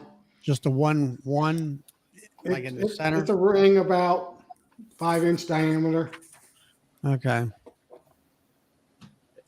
all right, James, have a good one. So everybody would get 85.9 colonies. So you'd get 85 colonies and then 9 frames in an extra box, like cardboard box. Now, It kind of reminds me of the video Randy McCaffrey made when he goes next to that big commercial car yard, and he just drops like truckloads of bees into his truck filled with hives. It was, one that that video he was said was amazing. the unofficial world record swarm, he called it. Yeah. That one. Well, I'm with a Michael Buck. That was how I was, but these guys have convinced me. But I lost Bob again. Oh, there's go Bob. Well, at least it's less frequent. Well, the funny thing is, I hear you guys the whole time, We'll keep talking to you. and I hear you guys. Well, there goes Bob, but I still see everybody. And as soon as I hear, well, there goes Bob, then everybody's face starts spinning in different orders, and then you pop out, and pop back. I was about to say we'll have to watch out what we say about Bob now when he freezes. I was going to say, Hey, well, you know, now he knows our secret. yeah, it just happens, you know. Whatever. I'm used to people talking crap to me anyway. I've got a YouTube channel. I was about to say we all got YouTube. Everybody got to talk crap. Oh my. All you got to do is have a YouTube channel and make a video, and then instant hate. Doesn't I take am long. lucky so far. Not much hate so far. Well, the bad thing is it's not most, I will say 99% of the viewers are fine and don't say anything. But there's a small, minute percentage. Yeah, you froze again. Small, minute percentage. Dang, Bob's getting old, ain't he? Starting to look rough. There Huh? we go. There we go. A small, finite percentage that people they'll come watch, which I appreciate the watch time, but they have to leave a comment, and it's never anything good. It's never, hey, well, that's pretty, you know. Yeah. I that's might have called done hate this a watching. little bit different, but it looks pretty good. It's more like, you're a dumbass. I don't know why you did that. I mean, that's how I'm envisioning these people chatting in the chat. You're a dumbass. I don't know why you did that. There's 50 other ways to do that, you know, and I see my daughter waving her head back and forth and shaking her hand, you know, and it's like, whatever. Pretty So, much. yeah. That's the best reaction. Whatever. The majority of my videos, I got 100% likes on them, but every now and then I'll get like one dislike on a video. Okay, I mean, hey, everybody ain't gonna like everything, I guess. No, that's Some true. people don't like bees. But that's why I made a comment the other night. I'm like, hey, to me, YouTube is like a TV. If you don't like what you're watching, all you gotta do is change the channel. Exactly. Yeah. And Go back. yeah, so I mean, yeah, that's the thing. I don't know if any of you guys have ever heard of Grant Cardone, No. kind of a finance guru type of guy, right? And he says he loves haters because the more successful he gets, the more haters he gets. He says the problem is nobody hates on you when there's nothing to hate on you about, right? If you're just an everyday guy, Hey, they don't Cajun. Hey, Brad. Hey, Brad. nothing negative that comes out, but Yeah, Bob, I got no haters because I got no viewers. So you Ah, can look you at do. it that way too. I watch your viewers. I watch it. I gotta I'm make watching. stuff first. Yeah, Blue Ridge made a comment. You think about it, they might hate your video, but they'd like the honey. Yep, they sure would. That's for sure. It's all good though. You know, whatever. We learn and make mistakes. Some of us just choose to. Yep. He You know, chooses. the way I look at it is, people like Bob put themselves out there to the I entire gotta do world. this. Look at that face. Yeah, there you go. Sorry, Bob. And you guys put yourselves out to show all your mistakes to everybody. And I think about all of my mistakes and what would have happened if I publicized them and allowed them for critique. And, Bob, I wouldn't have done that cutout the way you've done it. But I hope my feedback for you is always constructive, even if it's with a little tinge of wise ass, right? I'm always trying to help you be a better beekeeper. And honestly, it helps me be a better beekeeper when I'm like, I wouldn't do that, Well, so, I've found making mistakes helps me. Making mistakes on video, I should clarify, because I can go back and watch where I face planted and then correct the mistake. My viewers get the good, bad, and the ugly. I don't Well, carry my mistakes out. The main Other thing of it beekeepers- is when you're doing something, let's say for the first time, it's inevitable that you're going to make a mistake because you don't know what you're doing. But let's say if Bob does a cutout, well, if he does 4 or 5 more, he'll learn from all the previous cutouts. Oh, I know how to set up, Well- let's say the bee vac and or how many bees to vacuum in before dumping and that's and the all way we that. all learn. We just all don't Yeah. publicize it. So, I Yeah, mean, hats off to you guys for taking that risk. The other thing is, I've seen a lot of people that comment, there's no way I would have even gone in that underneath the house like that and even tried to cut out. Not at my age. I mean, and hey, not for nothing, I do have a 10 frame colony with the queen cell and it's sitting out there right now. So that's one more colony that I didn't have a week ago, so Yeah, I like look at it James. this way, that's $200 you put in your pocket right there. and 3 gallons of honey, right? So that's another 360. Now, I would be mention I got cautious. commissions from work for doing it. Bob, you talked about how people tried to kill that colony with chemicals, right? Well, he If was you talking about broke that. up again. They took like the little foggers and hit the button and threw it under the trailer. But the mat and the insulation, everything was in the way. So all it did is just blow away. Nothing ever got in. The entrance was coming from the outside. The So you biggest feel problem, like that honey would be good? Personally, Yeah, so- I would think it would because it had the black plastic insulate or layer. No, it and didn't even have. It had. This was an old trailer. It actually had wood underneath the frame, right? So it was blocked off, and they were coming through the frame on top of the wood, right? So he was throwing stuff down here. It was just fogging the wood. It wasn't even getting to the bees. So, Okay. But with that being said, I'm laying on my back, and if I pull my knee up, my knee is touching that wood board on the bottom. So it was literally, I couldn't stand that Colorado bee vac was too tall to drag underneath where the bees were. So that's why I had to go to the bucket, because the bucket was lighter and shorter. I could pull it in. So, but you know what? No, they didn't make a queen cell. I grafted a queen cell, not grafting a queen, but I cut out the whole queen cell. I took the frame, took the brood frame that I put into the cutout colony to keep the bees in there.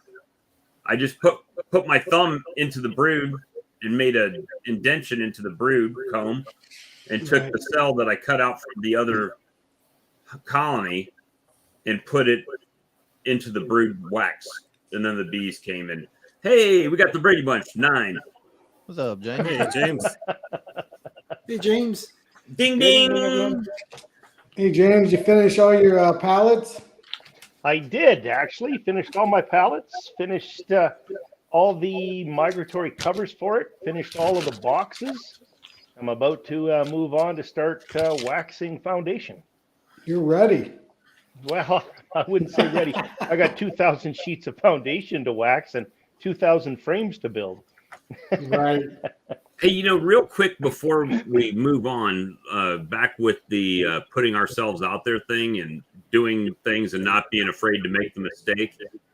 Well, that's how I was with grafting. And we talked about this last night, James, is that I just was like, not scared. It's just worried to make a mistake with grafting. And everyone's like, it's really not that hard. The biggest thing to overcome is that fear that you're going to make a mistake. But what can you mess up? That's what I said. I asked you, what do you got to lose? Nothing. Yeah, nothing. That's like I say, graft 30 cells, you might get 10 out of the 30. Right. Doesn't Yeah, even matter. And I look at that cutout. It doesn't even matter if you have bees in a box today, Bob. You're walking away with an education.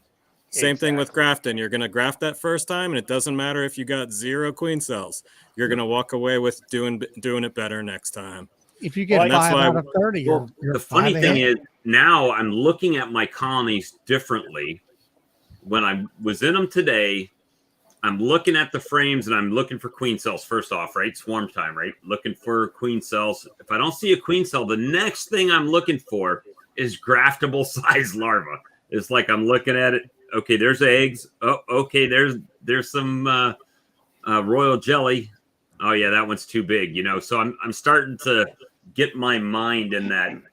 What am I looking at? Right. But you see, once you get in there and you do that, you're gonna when you do a brood chamber inspection, and you are looking you'll automatically start to assess your hive at the time of the year. And like I said, we're not going to let you bugger up. If you graft 30 cells and you get 1 queen, that's a success. If you graft 30 cells and you get 0 queens, that's still a success, because what you've done is you've learned what not to do, right? I do that well. Absolutely. But well, and for most of the people out there, so I offered to Bob, if you wanted to FaceTime me or something like that, I would help him through this this first graft. So I mean, I do that with just about everybody and anybody. But yeah, there's lots of ways to do it. As I'd mentioned last night on the Monday night chat there, don't be afraid to try it. Understand the principles, and from those principles, then go from that, right? Yeah, no, I'm not going to use a queen isolation frame. At least that's not my plan right now. I'm going to find the frame that she's on and remove her off of it, because that's the one she would have been laying on, right, most recently. And exactly, Lisa. And go for it that way. Now, James was talking about finishing all of his pallets. I was trying to look in my email and couldn't find it. It was actually in my text message on the phone. Oh, here I could probably do one better. I'll see what I can do here. Yeah, that's absolutely pretty, James. It's a nice looking stack. Yeah. Oh, it's grown substantially since then. Wait, now how many were you building? I forgot. 250. 250? I think so. I I don't know. Hey guys, I'm going to be signing off. All right, Tom. We got a Okay, big Tom, day Tom, good to see tomorrow. you. All right, All Tom. right, good night. See you later. Oh. Just couldn't wait the extra 19 minutes till 10 o'clock. Mm. Oh, think So about it's that. I'll be right back. I got to grab my medicine. so it's quite a bit bigger. You can see you got all the newt boxes all stacked up on both sides and in behind.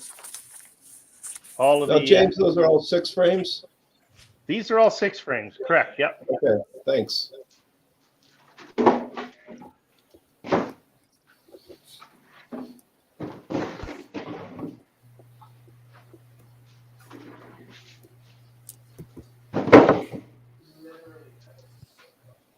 And Actually, why are we doing it like this? Hold on 1 second. Why am I? so Why am you I can not see. seeing this? Oh, it's down here. Hold on. There you go. So you can see how they all line up perfectly. And you can see exactly how they line up on the inside perfectly. And of course, they'll all sit on top of a pallet. And then you can use your 10 frame cover or the 6 frame covers, however you want it to fit. But Now, the key is, do you not have a problem with rain or anything getting down in that middle box in between the boxes? haven't had any issue, no. But like I say, if Does I line rain up get in there? I would imagine a tiny bit, but it's really never enough to worry about. The boxes on the pallets sit like this. So they're right tight. This is a 3 frame pallet or a 6 frame pallet 3 ways. So I don't have the clips on them, so they don't fit right tight. So very little, as you can see, that's a nice tight seam. No, So but what very about little. between the 2 10 frame lids on top, James? They go right tight as well. So they, let me grab 2 lids here.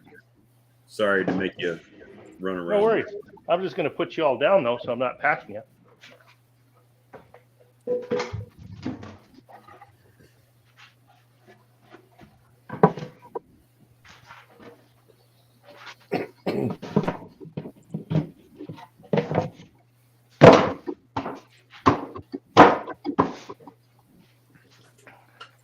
So they fit tight too. Yeah, but it So that seems like crack if- right there if doesn't you leak any rain- water into the middle. No, very, very, very little. Yeah, if you get really torrential rain for a couple of days, yeah, you're going to get some in there. But they look awfully Yeah. precise there, James. So Looks nice. Say, James, I've been meaning to ask you: are you building any double screen boards? I do have double screen boards. Yeah, I do use some. I don't use a whole bunch, but I have some just in the event that there's something like that I want to do. Are you using 78 millimeter holes for your lids? Those are all 2-inch. Yeah, All right. 10 I went metric and you went imperial on me there. Oh, come on. Anytime you're working in the wood shop, it's always imperial, man. 50.8. But I've heard people say it was 78, like 78 millimeters is what the size was. That's Well, for that's for the size of the lid on a jar. Those Yeah, jar right. feeders. That's just over 3 inches, barely. That's the jar lid that's got the holes punched in it. That's 78 millimeters. So you guys understanding, you know what those yellow caps are, right? The little yellow plugs. Yep. The hydraulic plugs. Exactly. Well, they're a pipe. They're a pipe cap. That's all they are. So I mean, you can get them just about anywhere. What's the thickness of the shims on your covers? The thickness of the shims. You on have my cover. you have a shim around the bottom of your covers. On the inside. Yeah, Is half an inch. half an inch. Okay. And if you guys want to see what those dimensions and stuff are, go to Brad, the bee man at Faith Apiaries. And he has all of the sizes, all of the dimensions. I keep referring everybody to his channel. He spent a lot of time working on the sizes and the dimensions. And as you guys seen on my channel quite often, it's incredible because everything fits, everything locks together. And it's just so nice because absolutely everything is the way it should be. Yeah, they won't propolis that the crack on the lid. There's really little that gets in there. So keep in mind, I use the foamies as well. So whatever was to get through that is going to hit the foil covered foamy. Right. Yeah, absolutely. And then you're going to have very little, if any, with the water that gets down in there. So. Hey Bob, did that little vac you used, did it work good? It did, and I had less depth with the bucket vac than I did with that Colorado bee vac. Now, I call the Colorado bee vac, but that's just the style. It wasn't an actual Colorado bee vac, right? So,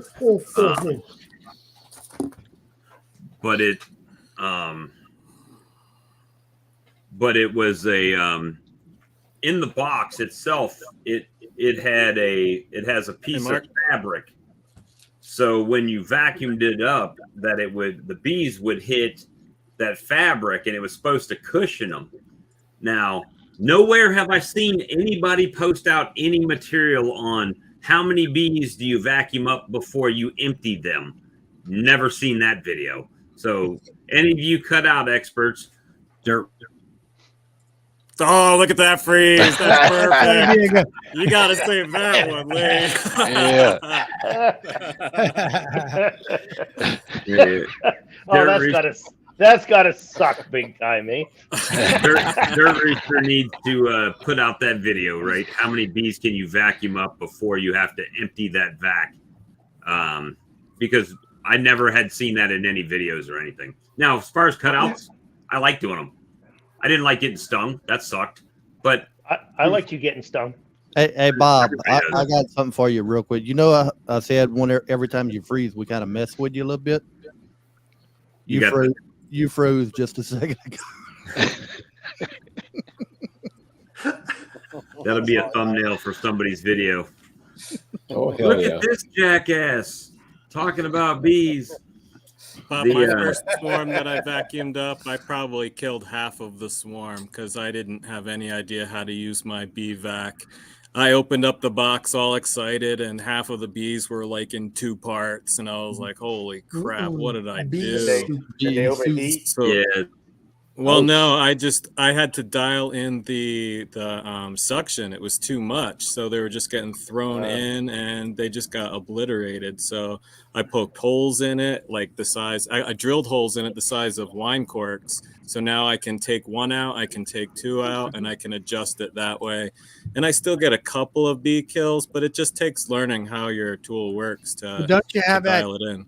Have that covered it? You open up the port that reduces the suction and everything. Mine doesn't. Mine's kind of rudimentary. So mine's like I think mine's probably like Bob's. It's the Colorado Vac style, but it's not the Colorado Vac. It's a box, and it's got a false bottom that you can pull out. So the idea is they come, but they never do. They stay in the box. So you have to shake them down, right? You pull that out and put it on top of a deep. They're going to stay there. Now, but it just takes. Go ahead, Lee. I was gonna say I don't have my bucket in here, but I got the top for the everything BVAC. Yeah. Basically, you got a potentiometer.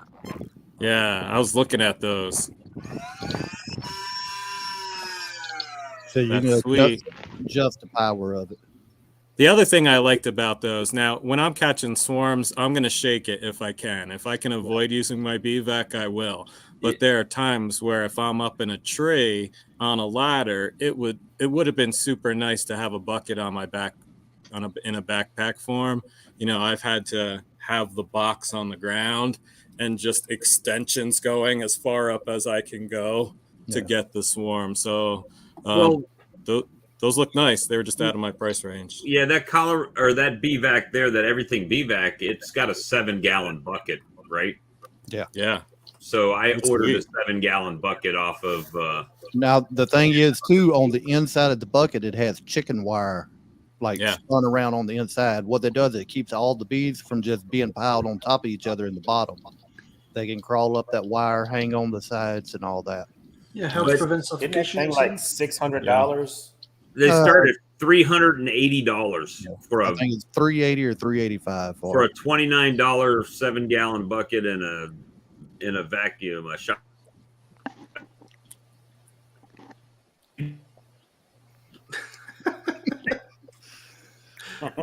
It's got a built-in battery, a charging port, and then it has the little potentiometer on, kind of like. Welcome back. Yeah, they're out of my price. Potentiometer, you can actually clip it onto your. Let me unplug it off here so I ain't holding the whole lid up. It says Amar says use the dimming switch. Yeah, it plugs in by an RJ45, like a network cable plug. And then you could clip this onto your shirt, but it stretches out on like a yo-yo. Well, you know, that's an amazing thing. I mean, they spent a lot of time on it, and I'm not trashing the product. I've never used it, but they're expensive. Yeah, they are. There's no other way around it. I mean, that's an expensive piece of equipment. It was expensive, but the first time I used it, I found it well worth it. I mean, mean, Charlie will put it in terms of jars of honey, right? But you can think of it as in terms of, what I got off of that cutout would not have paid. Well, think about it. Well, I'll let him come back and then I'll tell him. Yeah, and for me, it probably would, based on my situation and the amount of swarms that I get, it probably would be an investment worth my while if I wanted to keep growing. But I can see how if you're just going to use it once or twice a year, it might be a hard investment to justify. Yeah. Now, Bob, you said what you got off of that cutout wouldn't have paid for that vac. Right. Now, you got how many colonies of bees did you split those into two, or there's still one? No, they all got merged into one after the fallout, the bee soup fallout. Just a quick estimate, how much honey you think you can produce off of that hive this year? Well, don't know. I mean, they're queenless right now, right? They got a queen cell, so we'll see. But they are in a 10-frame box, and they've got probably 4 or 5 frames of bees. Look here. You get a queen in there, she's mated, and you produce honey, then it paid for. Lee is trying to justify his high dollar vac. Can you just agree with him? You're right. You're right. That's amazing. That's an amazing investment. You're gonna get 100 pounds of honey off that one beehive. Yeah, I mean, the initial investment, like Bob was saying at first, I mean, no, he didn't get enough money off of that hive or that colony at first to pay for it, but in the long run, that colony is going to produce. Oh yeah. Well, I mean, yeah. That's a definite point of contention. I mean, I'm not. My thing is, I was in the middle of the cutout. I couldn't have ordered one and waited for it to come in. Right. I had a bee vac that I was using, and when it wasn't working correctly, then I went to Plan B, building a bucket vac. And for the $50 I spent on the bucket vac, it accomplished the same thing. A little more higher loss off of the box that I borrowed from Mr. Sam than with the bucket itself. Now, the thing I do like about that vac, because it's battery operated, it has a pretty good sized battery on it. I can probably do 2 to 3 cutouts on one charge, or I can do one cutout and leave it running low for all day long, just circulate. What kind of battery does it use? Is it like DeWalt batteries? No, it's internal. It's built into the lid, so I'm not sure exactly what kind of battery is in there. I just it last. Mike, are okay? It's got to be some kind of lithium. I might actually try to get in touch with the guy just to find out. That way we'll know. Well, it says they start at like $380. And besides, I'm trying to lower my bee to gadget ratio.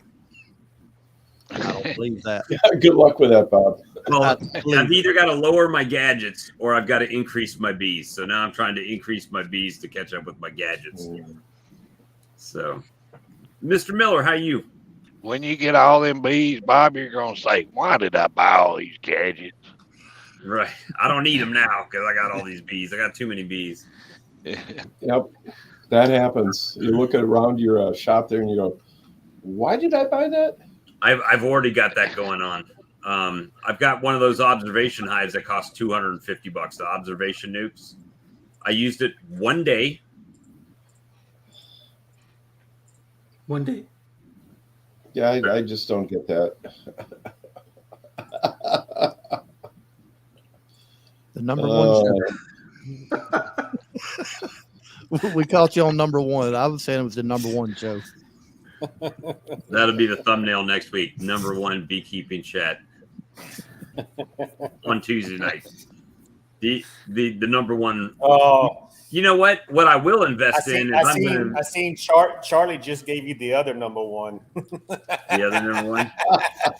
I missed that When one. you said the number one beekeeping chat. On Tuesday night. We are the number one Tuesday night beekeeping chat. Tuesday night. Okay. I thought you were the only Tuesday night bee chat. It's not our fault that we don't have any competitors, you know, on Tuesday night. Well, that's smart. But we're all giving me heck now. So I bought one of those observation colonies or hives, the 5-framers, and I've used it one time. No.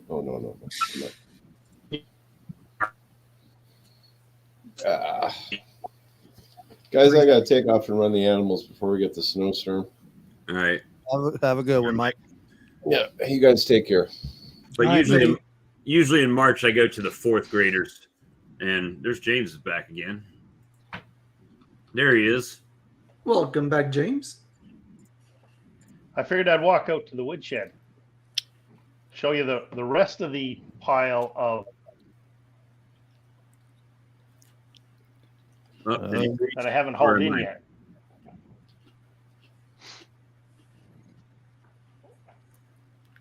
Look like James getting bad signal now. Well, he's out in the woodshed.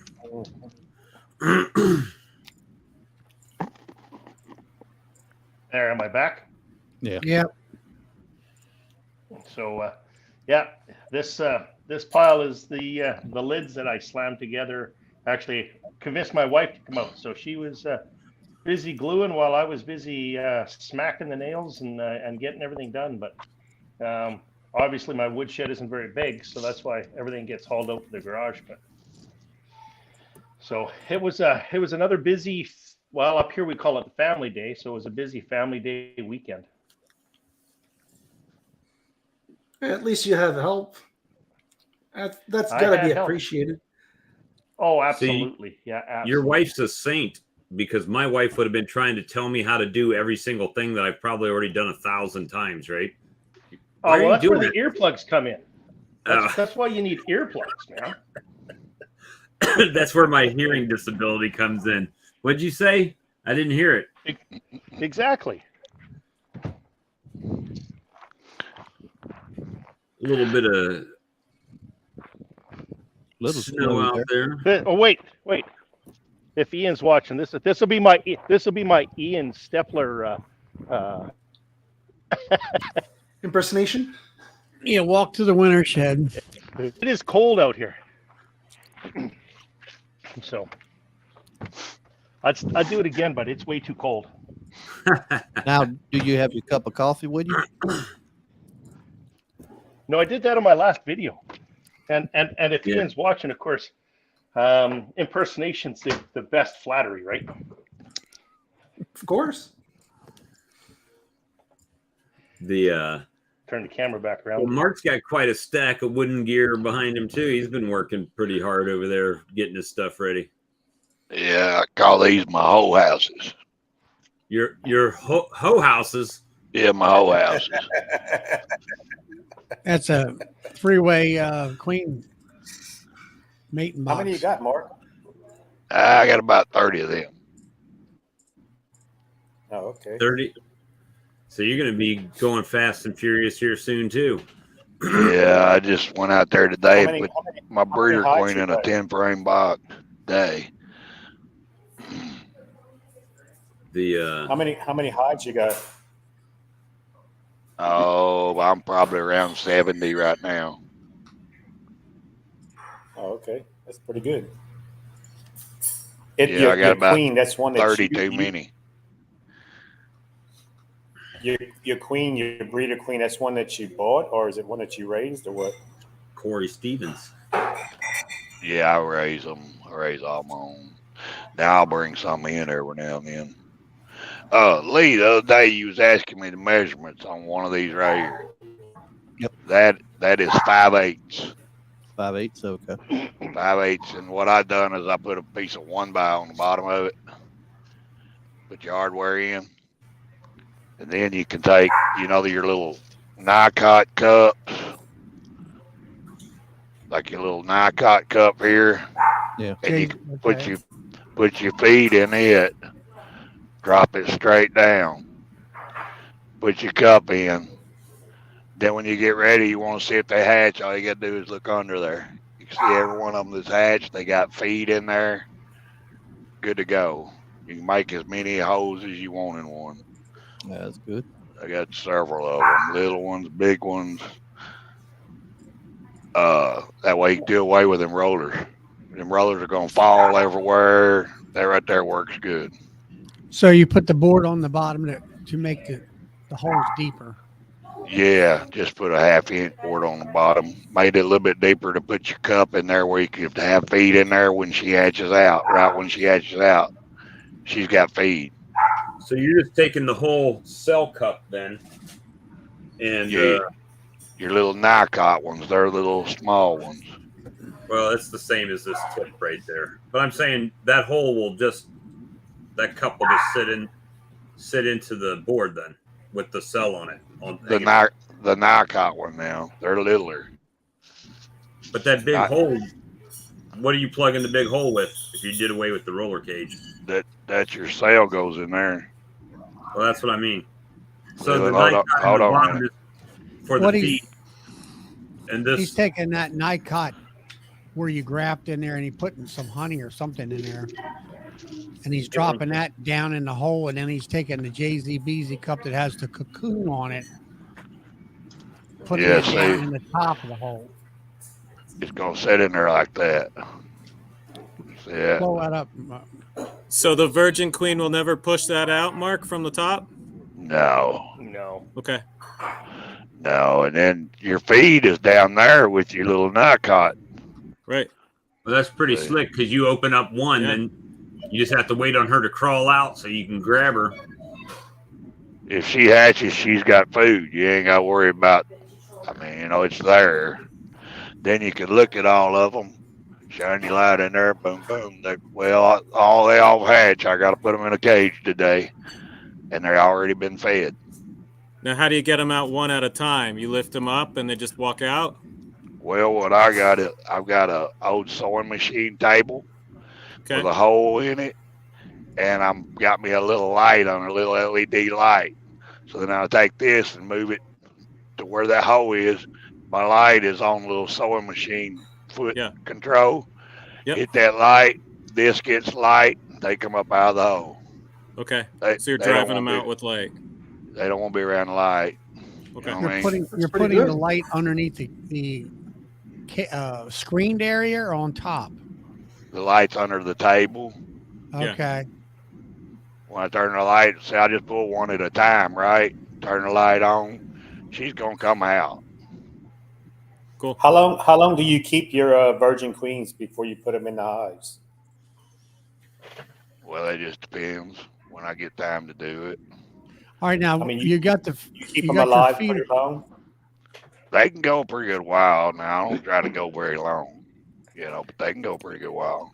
What are you putting in the little Nicot cup as far as feed goes? Honey, Candy or just honey. Yeah, or water. You just as long as they got water, you're all right. Honey, either one. Yeah, but the water's not going to stay in there. It'll drain out, won't it? No, it'll stay in a cup.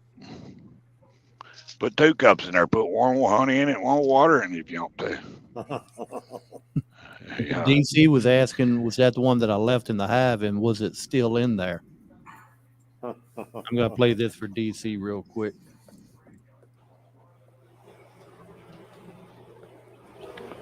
But there you go, Brad. There's the Nicot system. Maybe next year we'll see how it actually works if I put a queen inside of the box.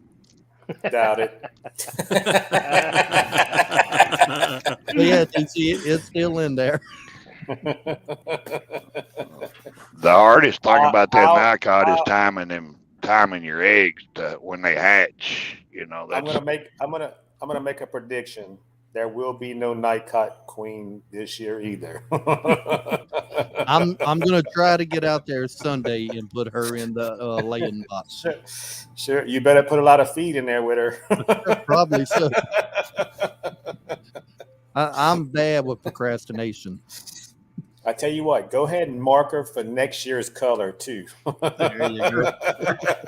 She's gonna swarm out. Huh? Yeah. That's funny. Because she ain't gonna do no laying this year. Well, you won't have to worry about her swarming because she can't get out of the cage. Can't get out. No, she can't. She can't get out of there. I'll use that as a brood break. Richard Noel made a video, and I think he said once that the bees would take the eggs out of the Nico system and put them in cells. That I'm not sure. I have I'm not sure heard if that it's him or bees will somebody move. else, but I'm pretty sure I've seen a video showing that. Yeah. I've heard that bees will move eggs to queen cells. I've never seen it, but I've heard people say that it does happen. I've I don't never know. seen it. I don't know if that's true. I know they cannibalize eggs and stuff, but I don't think they move them to a queen cell. I think she has to actually go lay in that cell. I have dropped pupae on the ground and watched them pick it up and bring it back in the hive. I've seen that. You dropped what? A pupae, you know, almost ready to hatch bee. Actually, it was a drone. Where I picked it up, they fell out on the ground. I've watched them go down, pick them up, bring them right back in the hive. Don't they cannibalize that? They eat it?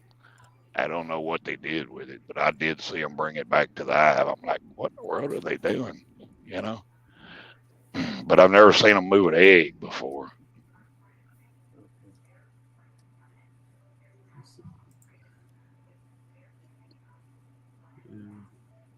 Yep. Let's see.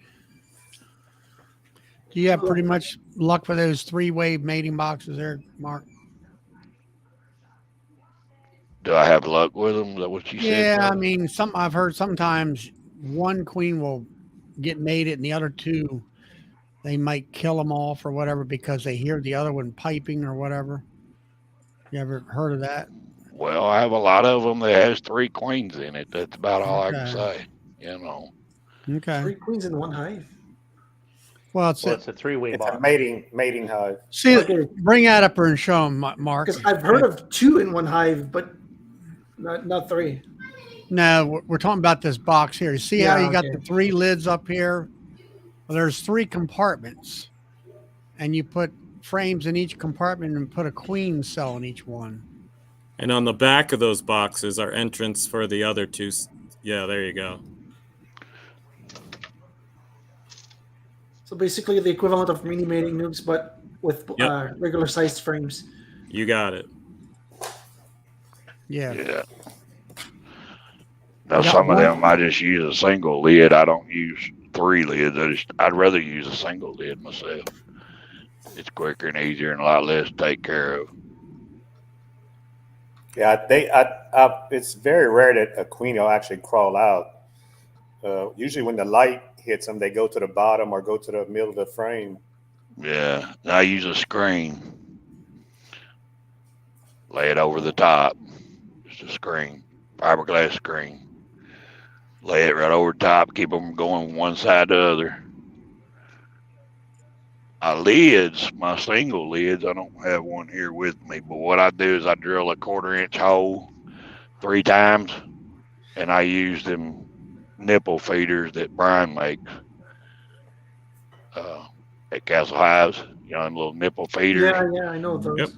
I use them and just put them in a 1/4-inch hole in 3 spots, and that works pretty good. I like that better than the old jar type.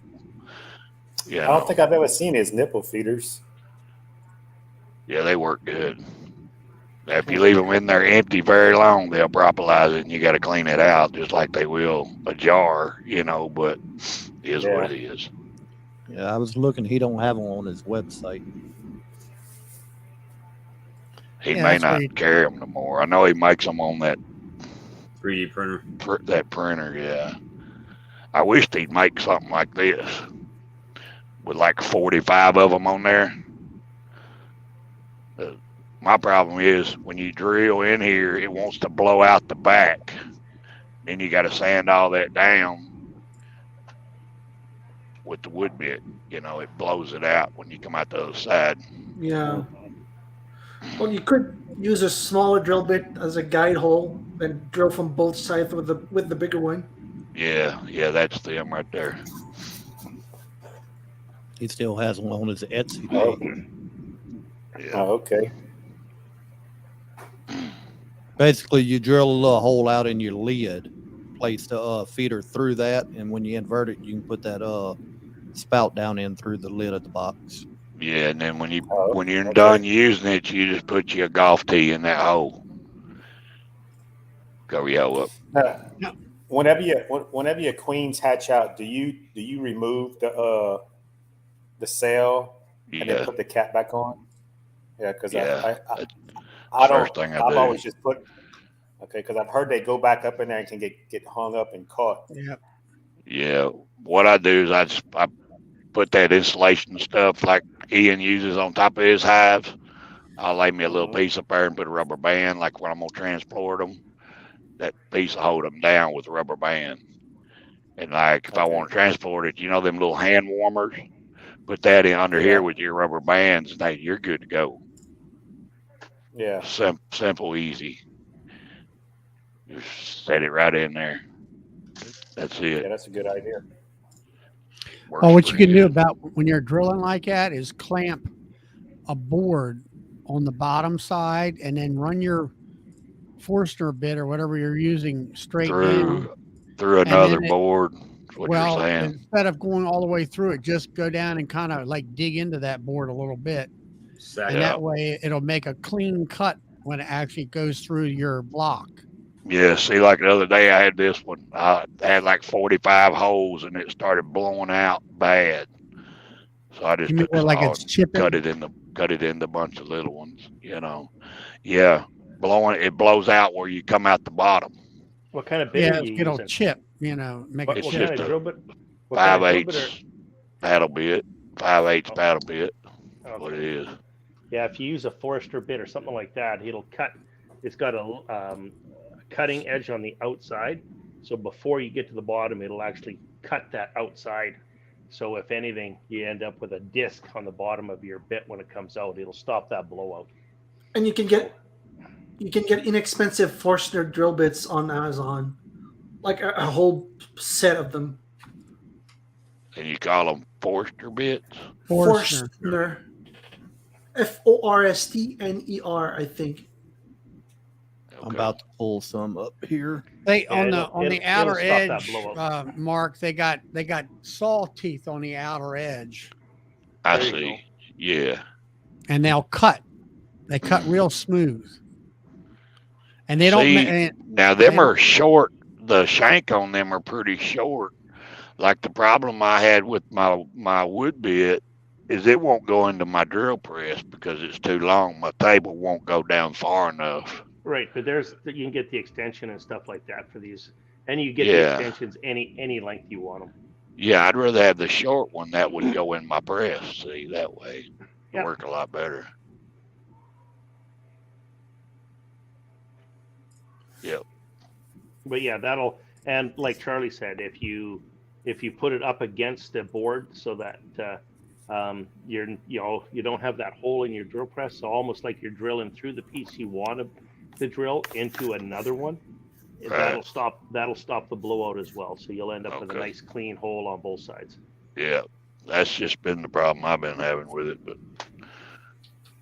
I've drilled several of them. I got long ones, big ones, short ones, where they blew out and I cut them in half.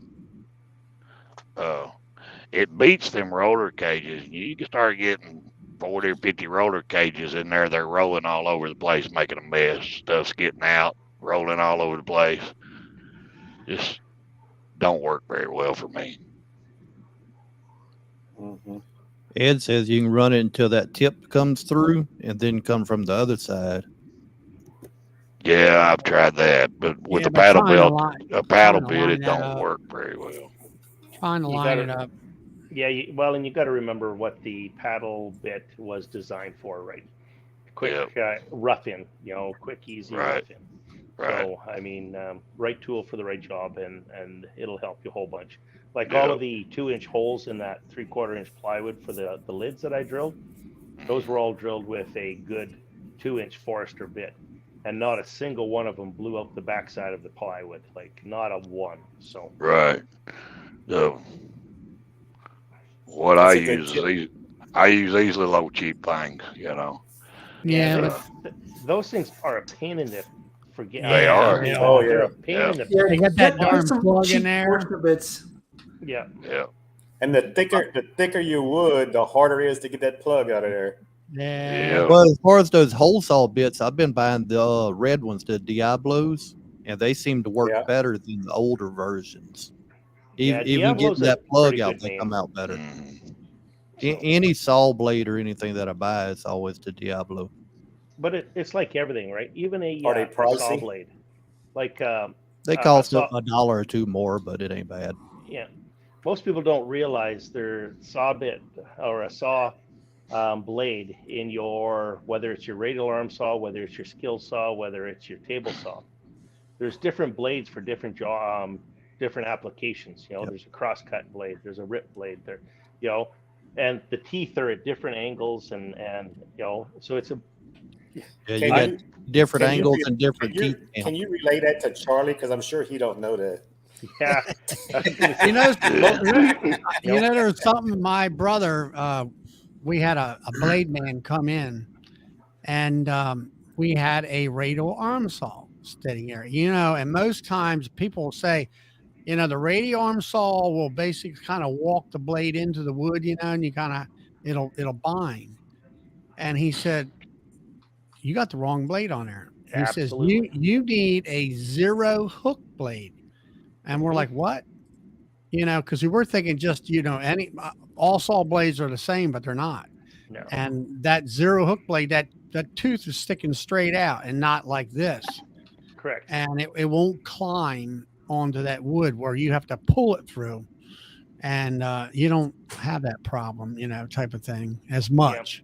Yep. I bet you. But I had a guy come in. I had a customer come in, and you had a DeWalt chop saw, but it's the one that has a slide where you can move the saw in and out like a radial arm.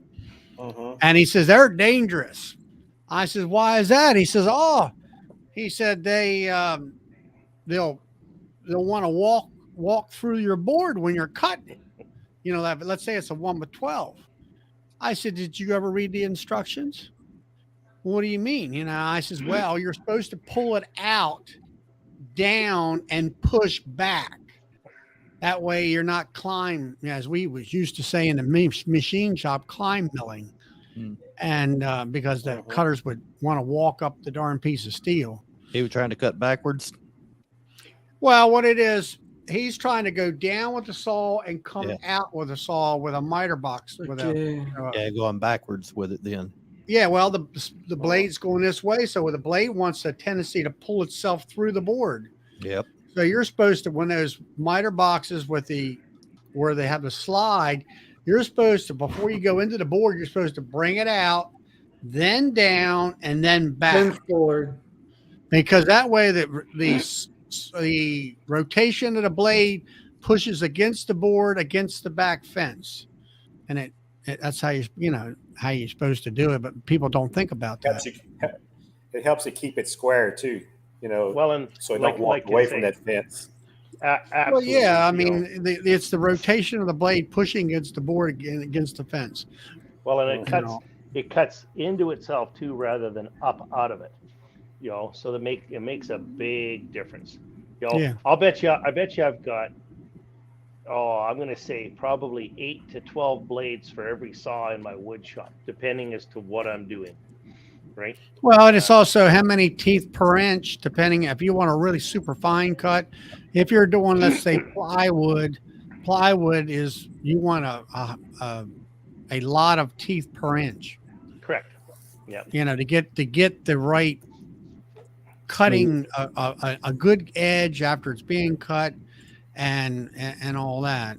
I assume it helps prevent tear out to have a lot more teeth on plywood. Yeah.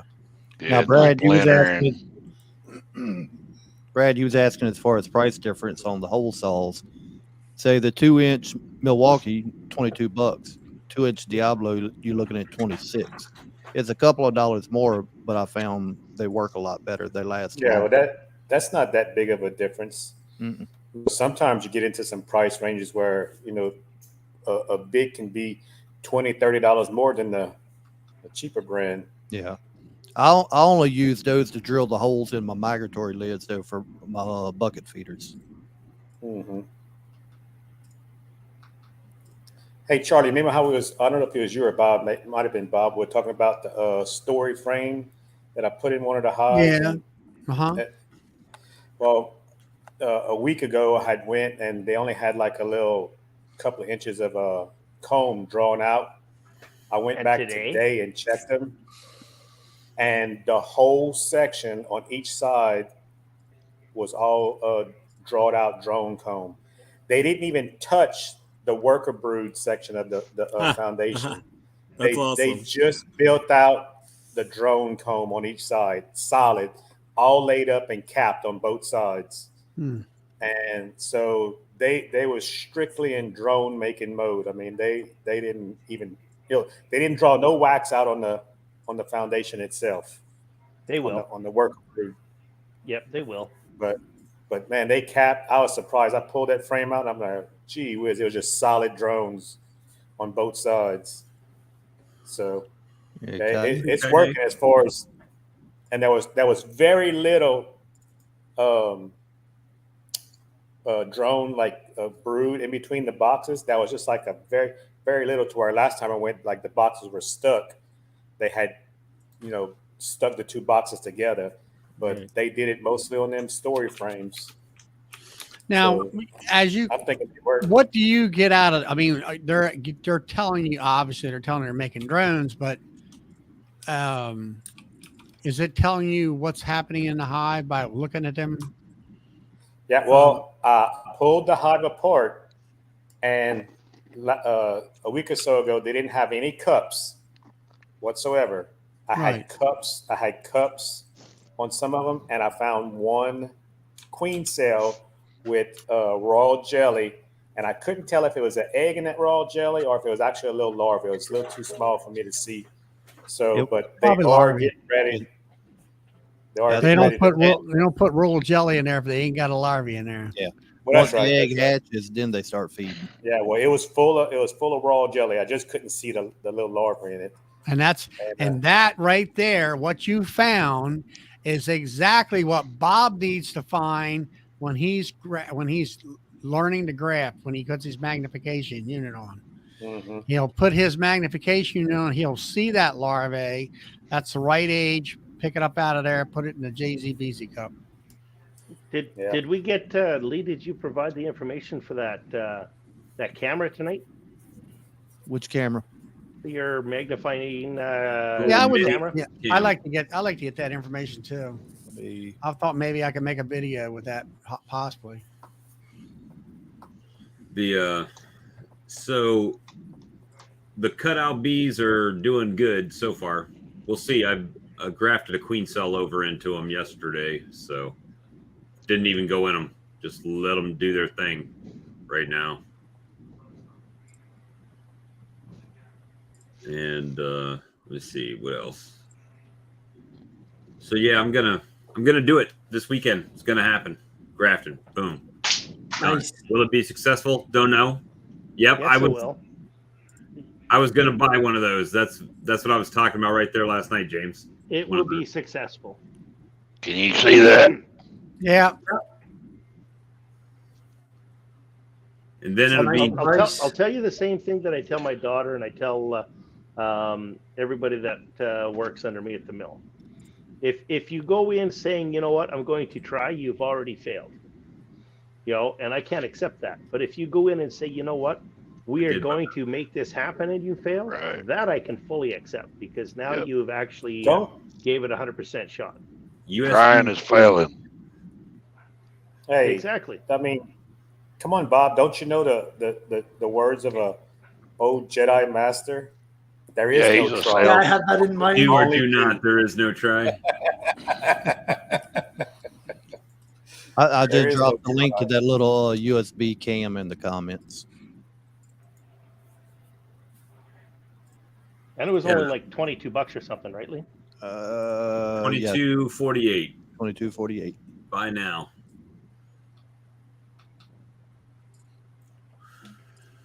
There you go. Jesus. Another bee gadget. You can't USB Zoom cam, you say? Just purchased. Done. I didn't get a good look at it. How does it work? Is it something that you just look through like a microscope or something? No, it's USB. You just plug it in. It acts like a webcam. It comes. You can get a little app and bring it up on your screen. Take pictures, video. Will it plug into an iPad? There's supposed to be like the little connections right here. See how it folds back? Yep. Yep. It folds back, and it's supposed to have the different adapters. So what are you basically going to use that for? I don't know. I bought it for a toy. Oh, For what? I might use it for grafting or just doing some kind of little video or something. Well, you could technically, I could go into StreamYard, open StreamYard up, come in the studio, use that cam, and look at my computer screen at what I'm doing. In the cell. Well, it has a little app that you can use on the computer too, and just bring it up outside of StreamYard. Oh, okay. Okay, so you can actually work at grafting while you're looking at that computer screen. Yeah. Okay. Probably take you a few seconds to get used to not looking at what you're doing and what. Yeah. But it's got a little ring on it for look, zooming. Look, everybody do this when Bob comes back. I can't find it on Zoom. It depends on how far you are from the item you're trying to do, and then you just adjust the focus on it. That's basically like what doctors do. They're looking at another screen while they're operating, and Yep. you just got to practice the skills. You can be the doctor of bees. There's actually got a it video already. of Lee, I've there's a video on that link that you sent us that shows everybody exactly how it would work. It's similar So have to you- my have little you used it digital yet? microscope. Not for Way. grafting or Yeah, anything. it pretty much is the same thing, right? Yeah. It's similar. Well, there you go. He's using it on a phone. What so is the you should be- magnification on it? I want to say 1,000 times. You can do about wow. anything with that. You Let's see. Yeah, 1,000 times zoom. Yeah, that's the same thing as a digital microscope, the way he's got it set up there. Yeah. So you can use that and you can record with your phone. Does it allow recording? It's supposed to with the app and all. Now, I've never downloaded the app from my phone. I've just used it on the computer. Okay. Those are great for educational settings as well. Like in our classroom, you have a projector, so you hook that up into a computer, then it goes on a screen on your wall. So you can just look at bee biology, put a dead bee under there. It's great for your clubs, Charlie, looking at biology. You can see a lot of stuff with those microscopes that you could can't probably do with visualize. screenshots too. Yeah.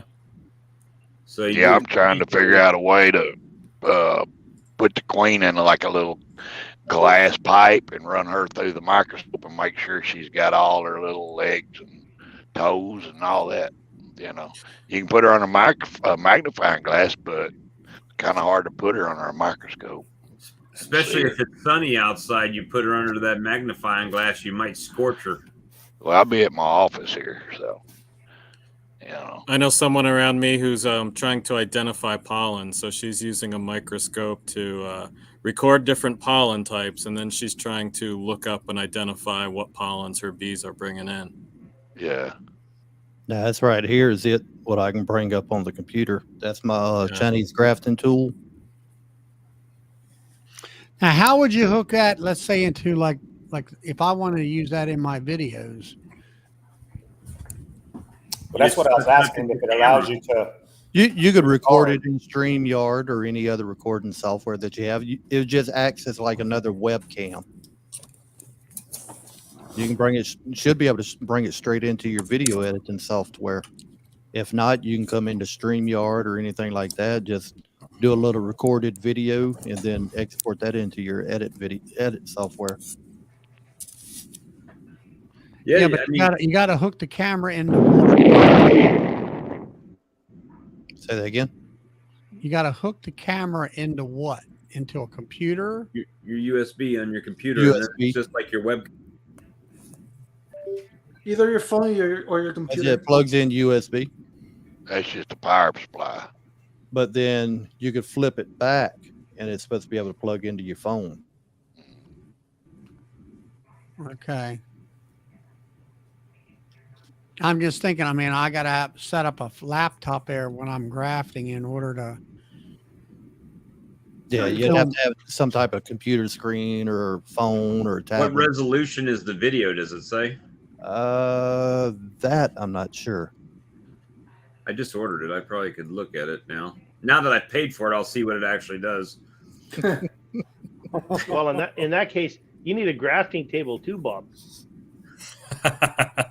You know, I might know a guy that those. does those. Oh, wait, Man Lake's got free shipping. No, I'm just kidding. Resolution, I'm not sure. I'm not seeing it listed on there. First time I grafted, I had to use my knees and my dashboard. Oh, there's a much better way, my friend. Much, much better way. for The grafting $49.95, table show you that the right. hooks on your driving column? Driving wheel? There is an option for it to attach onto your steering wheel. Yes. For another $19.95.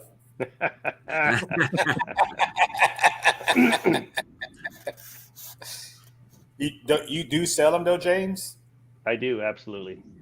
Oh, okay. I didn't know that. You got them on a website or anything, James? Just my YouTube. You can send me an email through that, and away you go. Okay. So How much are they? depends which one you want. Okay. What are the I'll look price it up ranges? because the grafting for my and- for the knees cheap, for was the not cheapest, fun. for the cheapest one. The what's that? The cheapest one's about $135.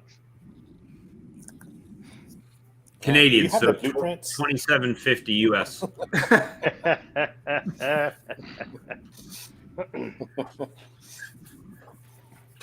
How's old Brad doing? We haven't seen him on a stream in a few weeks. Oh, I think he's probably listening. Knowing Brad, actually, Brad and Ian are probably both listening. But I know he was pretty sore From all after the woodworking he's been doing. Well, I was going to say, I know he's pretty sore after doing the work on his truck, and yeah, He was. What was that? He- Last Sunday? yeah, like Sunday. like I mean, myself. he was really hurting. Mhm. He was when he would try to move, he flinched because it was hurting so bad. But Boy. we both got so much work to do that there's not a lot of downtime. Michael, as far as feeding the eggs, they won't now. Once the egg hatches, they'll put a little bit of royal jelly in there for a worker, but only a certain amount. Now, if they're making a queen, it's going to be nothing but royal jelly, and they'll have more. Yeah. Well, if you didn't hear, I picked old Porky up from freezer camp today. She had a hanging weight of 275 pounds. So that's 275 pounds of pork. Cost me $455. So I thought you had him for a pet. until she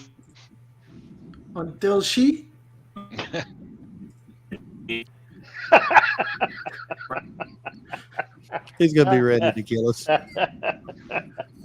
so Until she what now? You froze up. Until she what? See you, Dennis.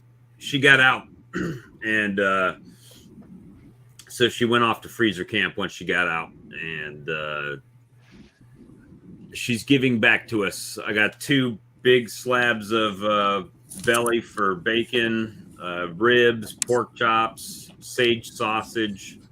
I got 31 of those the sausage packs that you would get at the store. I got 31 of those.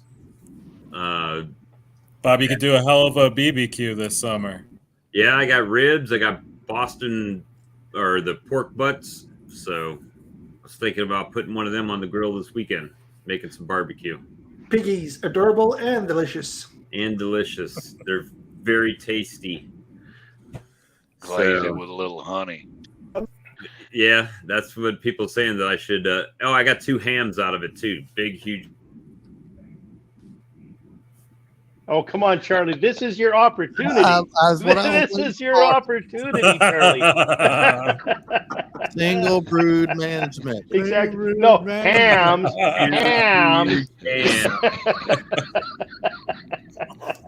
That's what we should do. Is I should say, hey, we need to do splits over here. I've got these queen cells. We're gonna have a barbecue on Saturday. Y'all heard Everybody that? show up. Everybody go to Bob's on Saturday. That's right. This Saturday, we could do it. Well, actually, I won't have cells ready Saturday, so we gotta wait. But we will get something going soon, very soon. And then on top of that, Amir lives across town. He says, I think he said he had 20 cells that he's grafted. So I might have cells coming out the yin yang here soon. I'd rather buy my cells from Amir instead of driving an hour the other way to buy them. So as long as they hatch, Amir. What kind of What are you bees going does to he? do with all those? What kind of I was bees going to does say, he what are you going to graft do with all from? those? Go ahead, Brad. I was just going to say, what kind of bees does he graft from? Kearneys and Italians. Oh, okay. 70. You got 70 of them? Holy crap. That's a lot of splits. I would have to split each colony 7 ways. That's a good one. Single ham management. Today we're talking about single ham management. Oink, oink. I've got my pineapple juice here, and we're getting ready to prepare the barbecue for the smoker. If you've never used pineapple juice for your pork before you smoke it, it's the way to go. Or any citrus juice, for that matter. Yeah, it softens. I mean, it softens it up. Normally, whenever we do a ham for like Thanksgiving or Christmas, I always put a little bit of pineapple in it.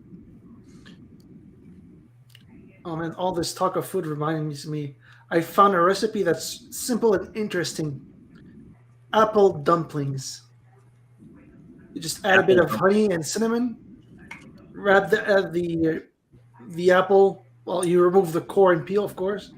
Wrap the apple in a simple dough. Put a kitchen cloth and boil the thing, and it's done after 30 minutes. That sounds good. But this same place you can buy like whole cows and stuff like that too. So, and you don't have to raise the cow; you just pay them. So, no, you about can't. that. I put my swarm trap up on my meat pole. Expensive right now. On your meat pole? Yeah, I got a winch, where I winch my deer up there. I thought, well, I'm tired of winching them things up in the trees. I'm just gonna winch it up my meat pole right here in the backyard. They'll find it. Yeah. Yeah. I put my first swarm trap in my own bee yard. Yeah. Hey, hopefully you catch one of your own then. That way they don't get if away. you go back a couple years into my videos, and you'll see when I caught my first swarm, I was all excited until I opened it up and I was like, wait, the queen is painted. Wait a minute. I went over and took a look at my hives, and I caught my own bees. They actually absconded the hive. There was nothing wrong in the hive. They actually absconded the hive into the swarm trap. So, well, at least you didn't lose anything. That's good. Well, no, like I said, I was all excited, but it didn't last long. How about a swarm trap in your own yard? This is my number 4 yard. I got some hives right here. There's a swarm trap sitting on the tree. It's got a NICOT system in it. Yep. And it's been there for like 3 years. That's the number 4 yard. NICOT's in number 1. Is that swarm trap still up there? Good evening, Jose. Did it spend the winter there? Yep. I'm lazy. See, I left it there. I just got to go by and put a little swarm lure on it. I had a guy bought 2 nukes one time, and he had already bought all of his equipment and set his equipment up, right?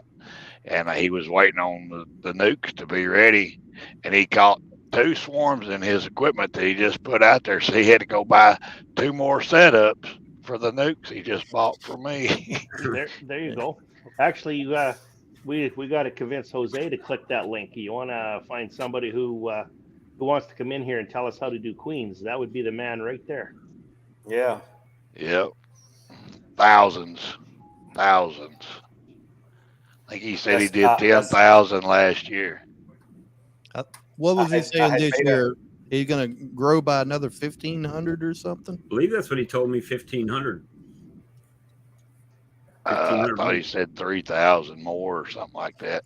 Maybe he just got 1,500 more mini mating nukes. Maybe That's probably what it is.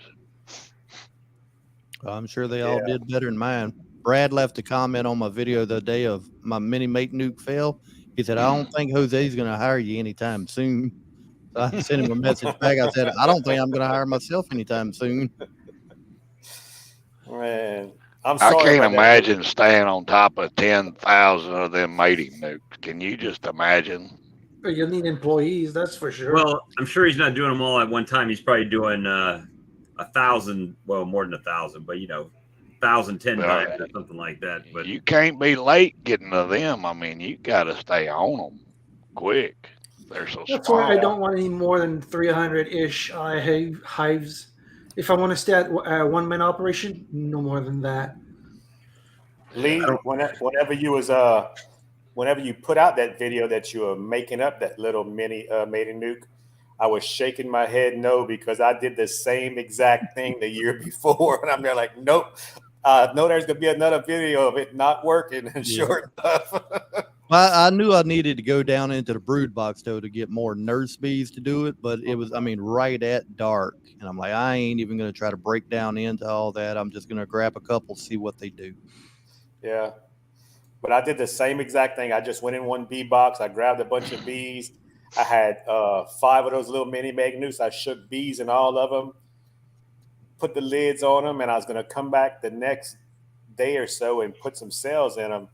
And when I came back to that table, that wasn't a bee in never one of them mini mating nukes. They all left. I just sent Bob a picture. I don't know if you can bring it up, but talking about that's what I used right there. I got 10 talking about making mistakes. So this is the first time I tried to graft into a mini mating nuke, and I quickly learned you're better off to put them into a container and then dump 1 cup in at a time. I kept trying to corral these bees into the mini mating nukes. It didn't work really well. Hold on. And another thing, Lee, too. Also, I watched Jose do it too. You need to take the frames out to dump your bees in, and then put your frames in, because when you dump them on top, that's when they start going everywhere. Okay. I just corralling bees. Haven't you heard of herding cats? Lee, Bees have got to be worse. I sent it to Lee because he can pull it. Okay. I hadn't got it yet. Oh, hold on. Something coming through now. But yeah, last year when I did it with those little pheromone strips, all the bees stayed in the mini mating nukes, and I did real good. I had 2 rounds of queens I made out of them. Try and corral those little suckers into those mini mating nukes. That's a mistake that you only make once. Yeah. I think I just got a text from you too, James. Yep. Yeah, I think I sent it to both of you. Yeah, I got it. There's normally Bob is sending stuff to me because I can bring my phone up on the computer wireless. Okay, got her. There's a video. I don't know if you know that YouTube one that's called, I think, the Scientific Beekeeper. He teaches a class. Well, he has like a bunch of college students, and he actually had like 5 of them, to where they went gather the bees. They set up the mini mating nukes, and one of the students would dump the cup in. Another student would put the cell, and another student would pour the liquid sugar in there, and then they would close it up right then and there. And that's the University of Guelph's video. Yep. Okay. That was Paul. Yeah. Okay. Well, yeah, he has a real good video on how to set up those mini mating nukes. You ought to watch that one. Where they just bang and bam on the table, knock the bees down, syrup in. Yeah. Hey, Jose, what you need to do, call Bob and tell him to send me your number. It's not happening. No more. I'm going to start charging $3.99 a call. I lost the paper that I had some numbers written on. So I texted Bob the other day. I said, hey, you got Brad's number? I get a message in reply. Let me find it here. Let's see. About the text I sent you? Yeah. He called me to get your number, Cajun. Oh, really? Message me. Oh, I'm trying to find where. Oh, I put, do you have Brad Cajun Homestead's phone number? He texted me back. Thank you for contacting AT&T. Please wait.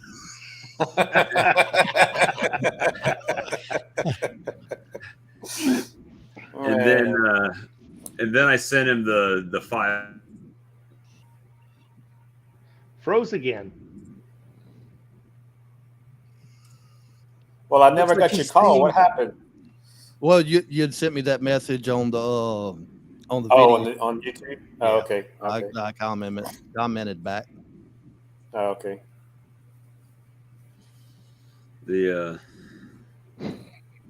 So now I'm gonna probably go out and buy another Cat 5 cable or whatever and run that to my router.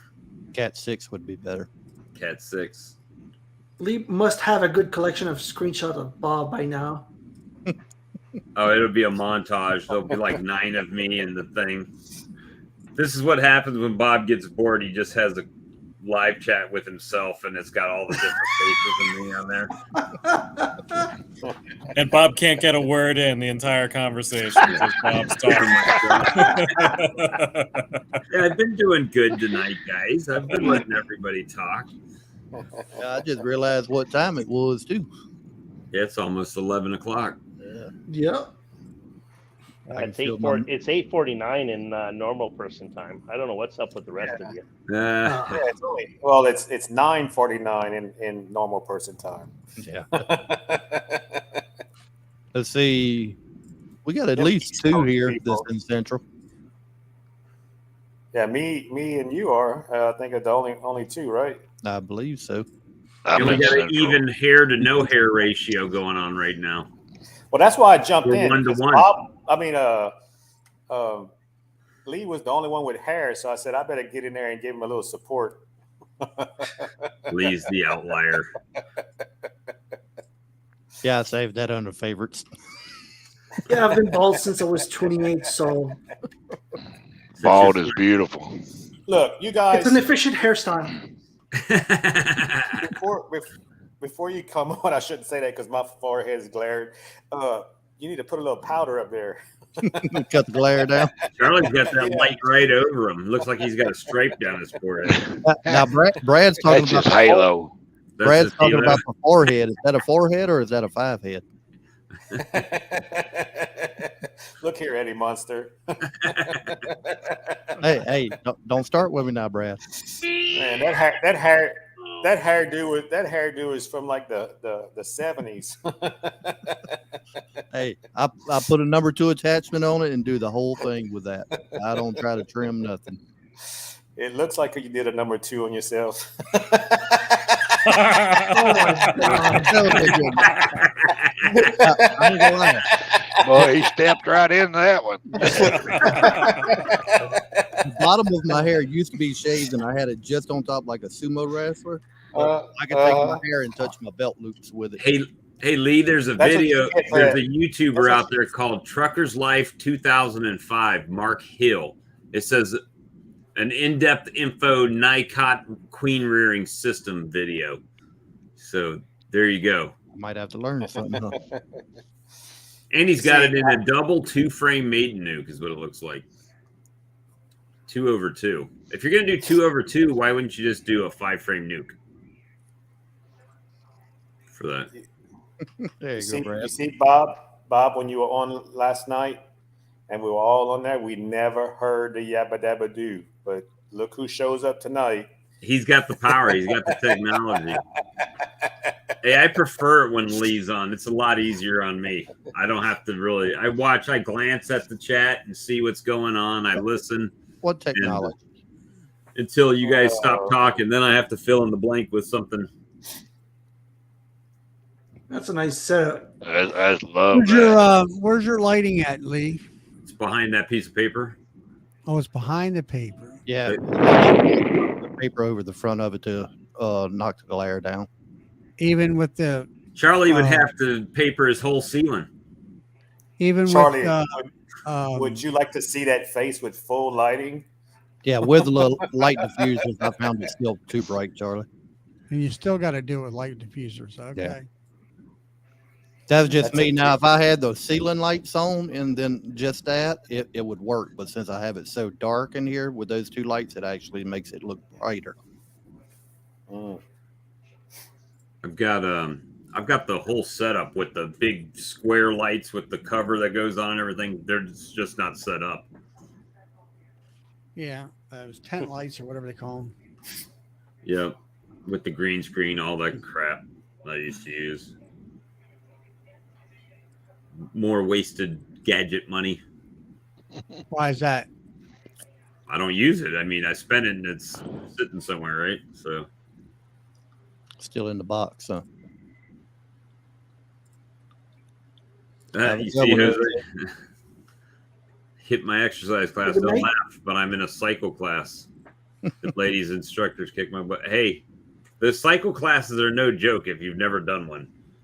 They especially if you go in there and you're like not a cyclist or haven't done it too much, because they're gonna blow your legs up in that thing.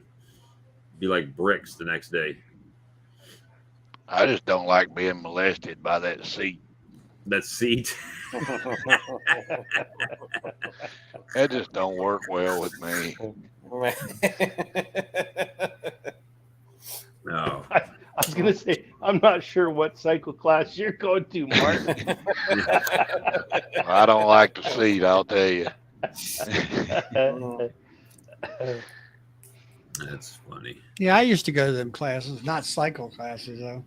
The I forget what they. molested classes. Now we had step classes, you know, Yeah. something like that. Got her. Well, I'm going to book her out of here, guys. I do have to get up early in the morning as well. So Yeah, I do too. it's been a pleasure Yeah. as always. And Kind of All right. behind Good you. night, James. have Yeah. a good night, Probably everyone. good too. Hi, Okay, James. Yeah, 3:30 comes early for me too. I gotta get up at 2:30, Lee. I feel for you. At least I get a little bit extra sleep than you. Yeah. I'm gonna wish you all a good night. I really should go as well. All right, Alex. Almost Have a three. good night. Good night. I think we're all Good going night, to. Alex. Yeah. Yeah, we're getting All ready. right. Good night, See everybody. you, Alex. Good night. Anyway, I guess we will call it a night for tonight, and I guess we'll see you the next time we go live, whenever that is. Whenever that will be. We know Friday night for sure, right? No, And- actually, there's an edit to this week, right, Charlie? We'll let you explain that. I've got to be at the college for my club and do some our college. What do you call it? New beekeeper beginner class is starting, and I got to make a little presentation. So I'll be So you my got- live will be at 9:00 Eastern Standard Time PM. We got over 50 new beekeepers taking a class. So So it's gonna be Professor Sawmill Charlie from now on.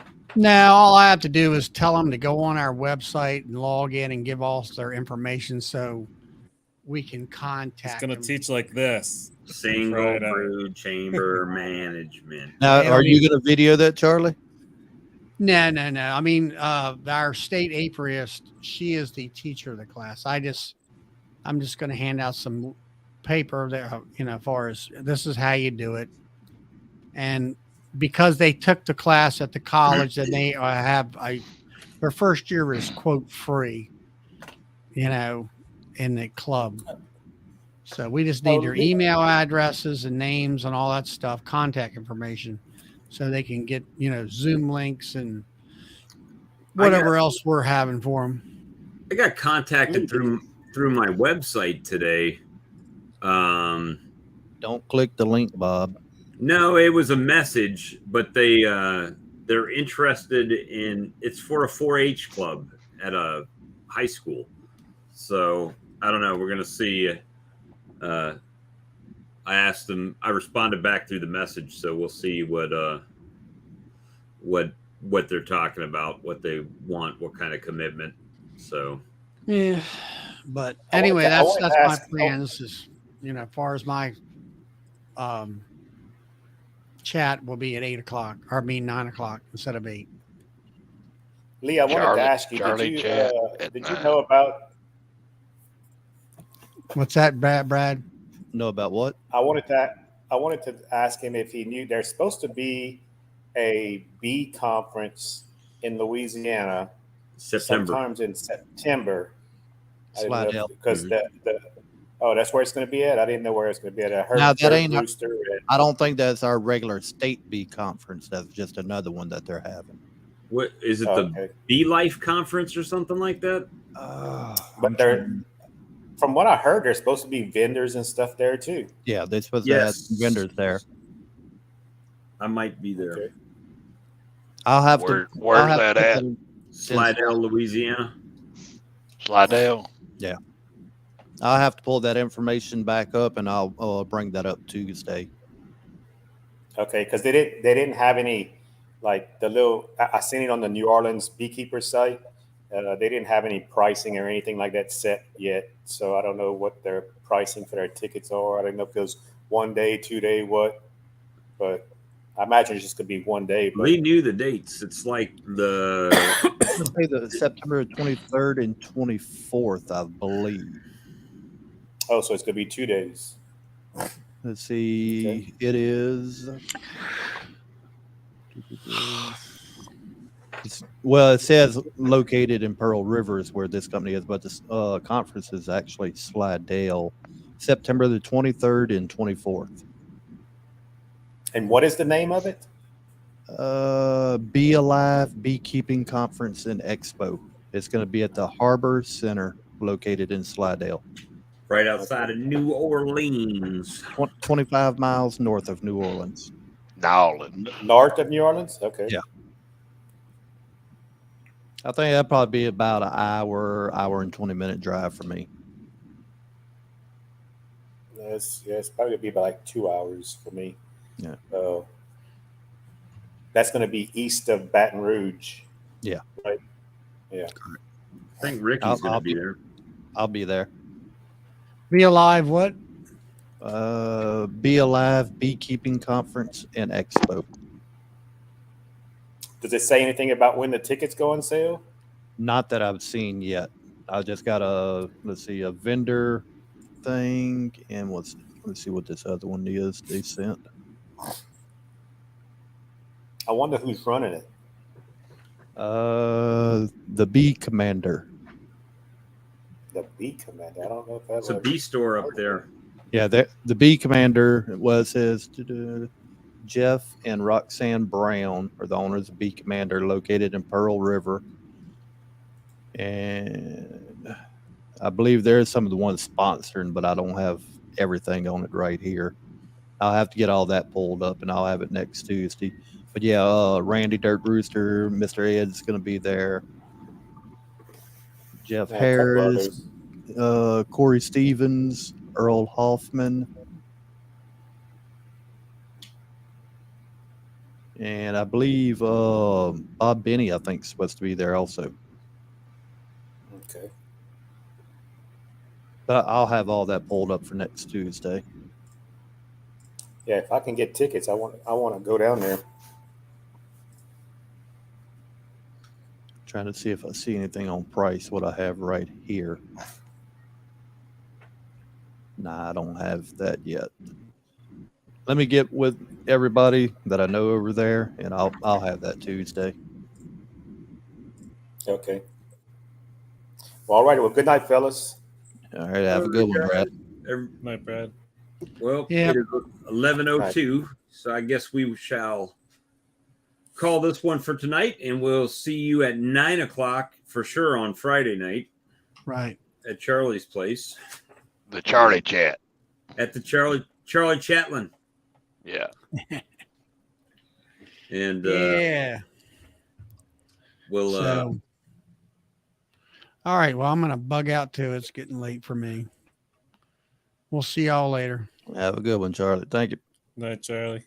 I'm gonna get it going too, guys. Yeah, Yep, time. about that time. we'll go ahead and end everybody it have here. a good night. Good night. Yeah, night all.